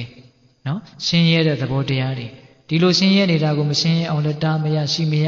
ပျောက်သွားတာကိုလည်းမပြောက်အောင်ဘယ်သူမှတားမရရှိမရသူသဘောသူဆောင်ပြီးတော့ဖြစ်ပြက်နေတဲ့အနတ္တသဘောတရားပဲလို့သိလာရင်နောက်ဆုံးနိဗ္ဗာန်ကိုတောင်မျက်မှောက်ပြုနိုင်နေတဲ့မကောင်းဘူးလားတခါကြီးများကောင်းတယ်နော်ဒါကြောင့်မရှိဆိုကြီးကဖြစ်တိုင်းမပြတ်ရှုမှတ်နေလည်းရင်ယုံနာနှမျိုးကြောင်းကျိုးသိမြင်မမြဲရှင်ရဲ့ဉာဏ်နဲ့ပေါ်လွင်အနတ္တတိယနိဗ္ဗာန်ဝင်ဒီလမ်းစဉ်လေးတိုင်လိုက်မယ်ဆိုရင်ပပင်စနဲ့ရှင်တဲ့တင်ညာချုပ်မယ်တဲ့အဲ့ဒီလိုမြတ်စွာဘုရားကမိဝဲတဲ့မမိဝဲတဲ့ဆက်ရှင်ပြီးတော့ဝေဒနာကမ္မထံကိုဟောတော့တရားမင်းသောတာပန်ဖြစ်တယ်သောတာပန်ဖြစ်ပြီးတော့အဲ့ဒီခဏမှာပဲသုတိပြီးတော့တရားသိတယ်သိပြီးတော့အဲ့ဒီနားတယ်မဲ့တရားမင်းအစ်စ်ပြန်ဖြစ်တယ်အဲ့ဒါလို့တရားအဟောင်းအစ်စ်လဲသွားတာပဲမြတ်စွာဘုရားနဲ့တရားမင်းပဲသိတယ်ကျန်တာဘယ်သူမှမသိဘူးတဲ့တရားမင်းလုံးဝချမ်းသာရသွားတာပေါ့နော်အဲ့ဒီမှာသူဆက်ပြီးတော့မေးပါသေးတယ်ပါတိမောက္ခတံဝရသီလပြည့်စုံအောင်ဘယ်လိုလုပ်ရမှာလဲတရားကဟောချိန်မရှိတော့ဘူးပါတိမောက္ခတံဝရသီလဆိုတာယဟန်နေကျင့်သုံးတဲ့သီလပေါ့နော်အဲ့ဒါပြည့်စုံခြင်းလို့ရှိရင်တဲ့ကိုယ်နဲ့ကျင့်တဲ့ကာယတမာစာရနှုတ်နဲ့ပြောတဲ့ဝစီတမာစာရအသက်မွေးဝမ်းကြောင်းမှုရှာဖွေရေးဆိုတဲ့ပရိယေတနာဒီသုံးခုမှာမိဝဲတဲ့မမိဝဲတဲ့နှစ်မျိုးစီရှိတယ်လို့ငါဟောတယ်တဲ့နော်ကာယကံဝစီကံရှာဖွေမှုအဲ့ဒါကိုရှင်းကြအောင်လုပ်ရင်ပါတိမောက္ခတံဝရသီလပြည့်စုံနေလို့ဒါအချင်းချုပ်ပြောတာပိဿတို့ကိုအကျယ်ပြောခြင်းမရှိတော့ဘူးနော်နောက်တရားမင်းကဆက်မေးတယ်ဣန္ဒြိယတံဝရသီလပြည့်စုံအောင်ဘယ်လိုလုပ်ရမှာလဲတဲ့တဏှာကြီးကခွဲတော့မှာမို့တရားကိုတက်တုတ်ရိုက်နေတာဟုတ်လားဣန္ဒြိယတံဝရသီလပြည့်စုံအောင်ဘယ်လိုလုပ်ရမှာလဲတဲ့ဣန္ဒြိယတံဝရပြည့်စုံခြင်းလို့ရှိရင်တဲ့အစင်းတွေအတန်တွေအနတ်တွေအရသာတွေအတွေ့အထိတွေဓမ္မယုံဆိုတဲ့ဒီအာယုန်တွေနဲ့တွေ့တိုင်းဒီအာယုန်တွေမှာမိဝဲတဲ့မမိဝဲတဲ့နှစ်မျိုးစီရှိတယ်လို့ငါဟောတယ်တဲ့နော်အဲ့ဒါဣန္ဒြိယတံဝရသီလပြည့်စုံခြင်းရဲ့တရားအနှစ်ချုပ်ဣန္ဒြိယတံဝရဆိုတာဣန္ဒြေကိုလုံခြုံအောင်စောင့်စည်းတာဣန္ဒြေဆိုတာဘာလဲမျက်စိနားနှာလျှာကိုယ်စိတ်ဣန္ဒြေကအမျိုးမျိုးရှိရနော်အိဋ္ဌိန္ဒြေပုရိသိန္ဒြေကြားဘူးလားအဲ့ဒါတွေကိုကြားဘူးလားကြားဘူးတယ်နော်တတ္တိန္ဒြေဝိရိယိန္ဒြေကြားဘူးလားတရားတရားဣန္ဒြေဆိုတဲ့အဓိပ္ပာယ်ကဘာကိုပြောတာလဲဣန္ဒြေဆိုတာဘာကိုပြောတာလဲအစိုးရတာကိုပြောတာဣန္ဒြေဆိုတာဘာကိုပြောတာလဲအစိုးရတာကိုပြောတာမျက်စိကဘာကိုအစိုးရတာမြင်ခြင်းမှာအစိုးရတာဟုတ်တာပေါ့မြင်တဲ့ကိစ္စကိုနားကဝင်လှုပ်ချင်လို့မရဘူးနော်မြင်တဲ့နေရာမှာသူဆရာကြီးပဲသူကလွဲလို့ဘယ်သူမှမတတ်နိုင်ဘူးနော်ဒါကြောင့်မြင်တဲ့ကိစ္စမှာမျက်စိဟာအစိုးရပဲကြားတဲ့ကိစ္စမှာနားဟာအစိုးရပဲအနတ်နဲ့ပတ်သက်လာရင်နှာခေါင်းဟာအစိုးရပဲဒါကြောင့်သူတို့ဟာဣန္ဒြေဆိုတဲ့နာမည်ကိုရတာအဲ့ဒီဣန္ဒြေ6ပါးကိုတတိနဲ့ထိမ့်သိမ့်ပြီးတော့မိဝဲတဲ့နာကိုမိဝဲမယ်မမိဝဲတဲ့နာကိုမမိဝဲဘူးဆိုရင်အဲ့ဒါဣန္ဒြိယတံဝရသီလပြည့်စုံတယ်လို့နေကုန်းကျုပ်အဲ့ဒါလို့ဟောတော့ဝမ်းမြောက်ဝမ်းသာနာယူပြီးတော့တရားမင်းတာဝရိန္ဒနတ်ပြည်ကိုတရားအသစ်အဖြစ်ဖြင့်ပြန်သွားတယ်ဆိုပြီးတော့တက္ကပညာတုတ်တန်ဆုံးသွားတာဆုံးညင်ရင်လည်းလွယ်လွယ်လေးပဲနော်တရားကတော့ဟုတ်လားအေးဦးဇင်းအခုတရားဟောတာတနာရီတောင်မခွဲသေးပါဘူးဟုတ်လားဒါပေမဲ့ဦးဇင်းကတနာရီ15လောက်မှန်းလာတာအခုပြောရင်းနဲ့နည်းနည်းပြောရတာစိတ်တိုင်းကကြသွားတာဟုတ်လားအဲ့တော့တရားကမဆုံးညင်ပဲဖြစ်နေတယ်ဒကမာကြီးတို့ရအဲ့တော့ဦးဇင်းအခုပြောခဲ့တာတွေကိုပြန်ပြီးတော့အနှစ်ချုပ်တော့မယ်နော်အေးတရားမင်းမေးတာကတော့အကျမ်းမြင်အဖြစ်ပြဿနာ3ချက်ပေါ့ဟုတ်လားချမ်းသာကြောင်းတရားရဲ့ပါတိမောက္ခတံဝရသီလရဲ့ဣန္ဒြိယတံဝရသီလရဲ့အဲ့ဒါကိုဦးဇင်းတို့ကချမ်းသာကြောင်းတရားကိုပဲအကျေပြောလိုက်တာဟုတ်လားအေးဒီနေ့ပြောခဲ့တာတွေထဲမှာဘုဒ္ဓတွေလည်းအများကြီးပါတယ် ဟုတ်လားတရားမင်းမြတ်စွာဘုရားကိုချင်းကပ်ပုံချင်းကပ်နီးဘုဒ္ဓတွေအများကြီးရတယ်နော်အေးပြီးတော့တရားမင်းမေးတယ်လောကကြီးငြိမ်းချမ်းခြင်းပါလျက်ခင်နဲ့မငြိမ်းမချမ်းနေကြရတာဘာကြောင့်လဲဘာကြောင့်လဲတဲ့ဣတ္တမစ္စရိယတရားကြောင့်အဲ့ဒီဣတ္တမစ္စရိယကဘာကြောင့်ဖြစ်တာလဲချစ်ချင်းမုန်းခြင်းကြောင့်အဲ့ဒီချစ်ချင်းမုန်းခြင်းကဘာကြောင့်ဖြစ်လဲအလိုဆန္ဒကြောင့်အလိုဆန္ဒပြည့်ရင်ချစ်မယ်အလိုဆန္ဒမပြည့်ဘူးဆိုရင်မုန်းမယ်အဲ့ဒီအလိုဆန္ဒကဘာကြောင့်ဖြစ်တာလဲအတွေးတွေကြောင့်ဘလို့တွေးတာလဲကောင်းတယ်လို့ထင်ပြီးတော့ဆုံးဖြတ်ချက်တွေချပြီးတော့တွေးနေတဲ့အတွေးတွေပေါ့နော်အေးစိတ်ကူးထဲမှာဆုံးဖြတ်ချက်တွေချပြီးတော့ကောင်းတယ်လို့ထင်ပြီးတော့တွေးနေတာအဲ့ဒီဝိတက်ကဘာကြောင့်ဖြစ်လဲပပင်စနဲ့ဆက်ရှင်နဲ့အမှတ်တင်ညာကြောင့်ဖြစ်တာအဲ့ဒီအမှတ်တင်ညာဇိုးကြီးပျောက်သွားခြင်းဘယ်လိုလုပ်ရမှာလဲဝေဒနာနုပတနာကမ္မထံကိုရှင်းပြန်ရမှာခံစားမှုတွေရဲ့သဘောတဘာဝကိုနားလည်အောင်ကြိုးစားရမှာဟုတ်လားဦးဇင်းတို့တဲ့ပြောမယ်ဆိုရင်တော့ခံစားမှုတွေရဲ့မမြဲတာကိုမမြဲဘူးလို့သိမယ်ဆိုလို့ရှိရင်ကောအဲ့ဒီပပင်စနဲ့ရှင်တဲ့တင်ညာမချုပ်နိုင်ဘူးလားချုပ်နိုင်တယ်ပါတိမောက္ခတံဝရတိလဆက်မိတယ်အိန္ဒိယတံဝရတိလဆက်မိတယ်အေးအဲ့ဒါဦးဇင်းတို့အင်မတန်ရှည်လျားတဲ့တက္ကပညာသုတ်တန်ကြီးရဲ့ဒါအနှစ်ချုပ်နော်ညပေါင်းများစွာဟောလို့ရတဲ့တရားကိုဦးဇင်းတို့တဏှာကြီးမခွဲခင်မှာပဲပိဿပေါင်းသူတော်ကောင်းတို့ကိုတတ်နိုင်သမျှရှင်းပြပါတယ်ဟုတ်လားဒါကြောင့်ကိုယ့်ရဲ့ဘဝငြိမ်းချမ်းခြင်းနဲ့အေးချမ်းခြင်းနဲ့ဆိုလို့ရှိရင်ဒီတရားတော်မှာလာတဲ့နီးတွေအတိုင်းကြိုးစားကြမယ်ဆိုရင်ငြိမ်းချမ်းမယ်အေးချမ်းမယ်ဟုတ်လားဒါကြောင့်ကိုယ့်ရဲ့ဘဝငြိမ်းချမ်းအောင်ကြိုးစားပြီးတော့တစ်ဆက်တည်းပဲ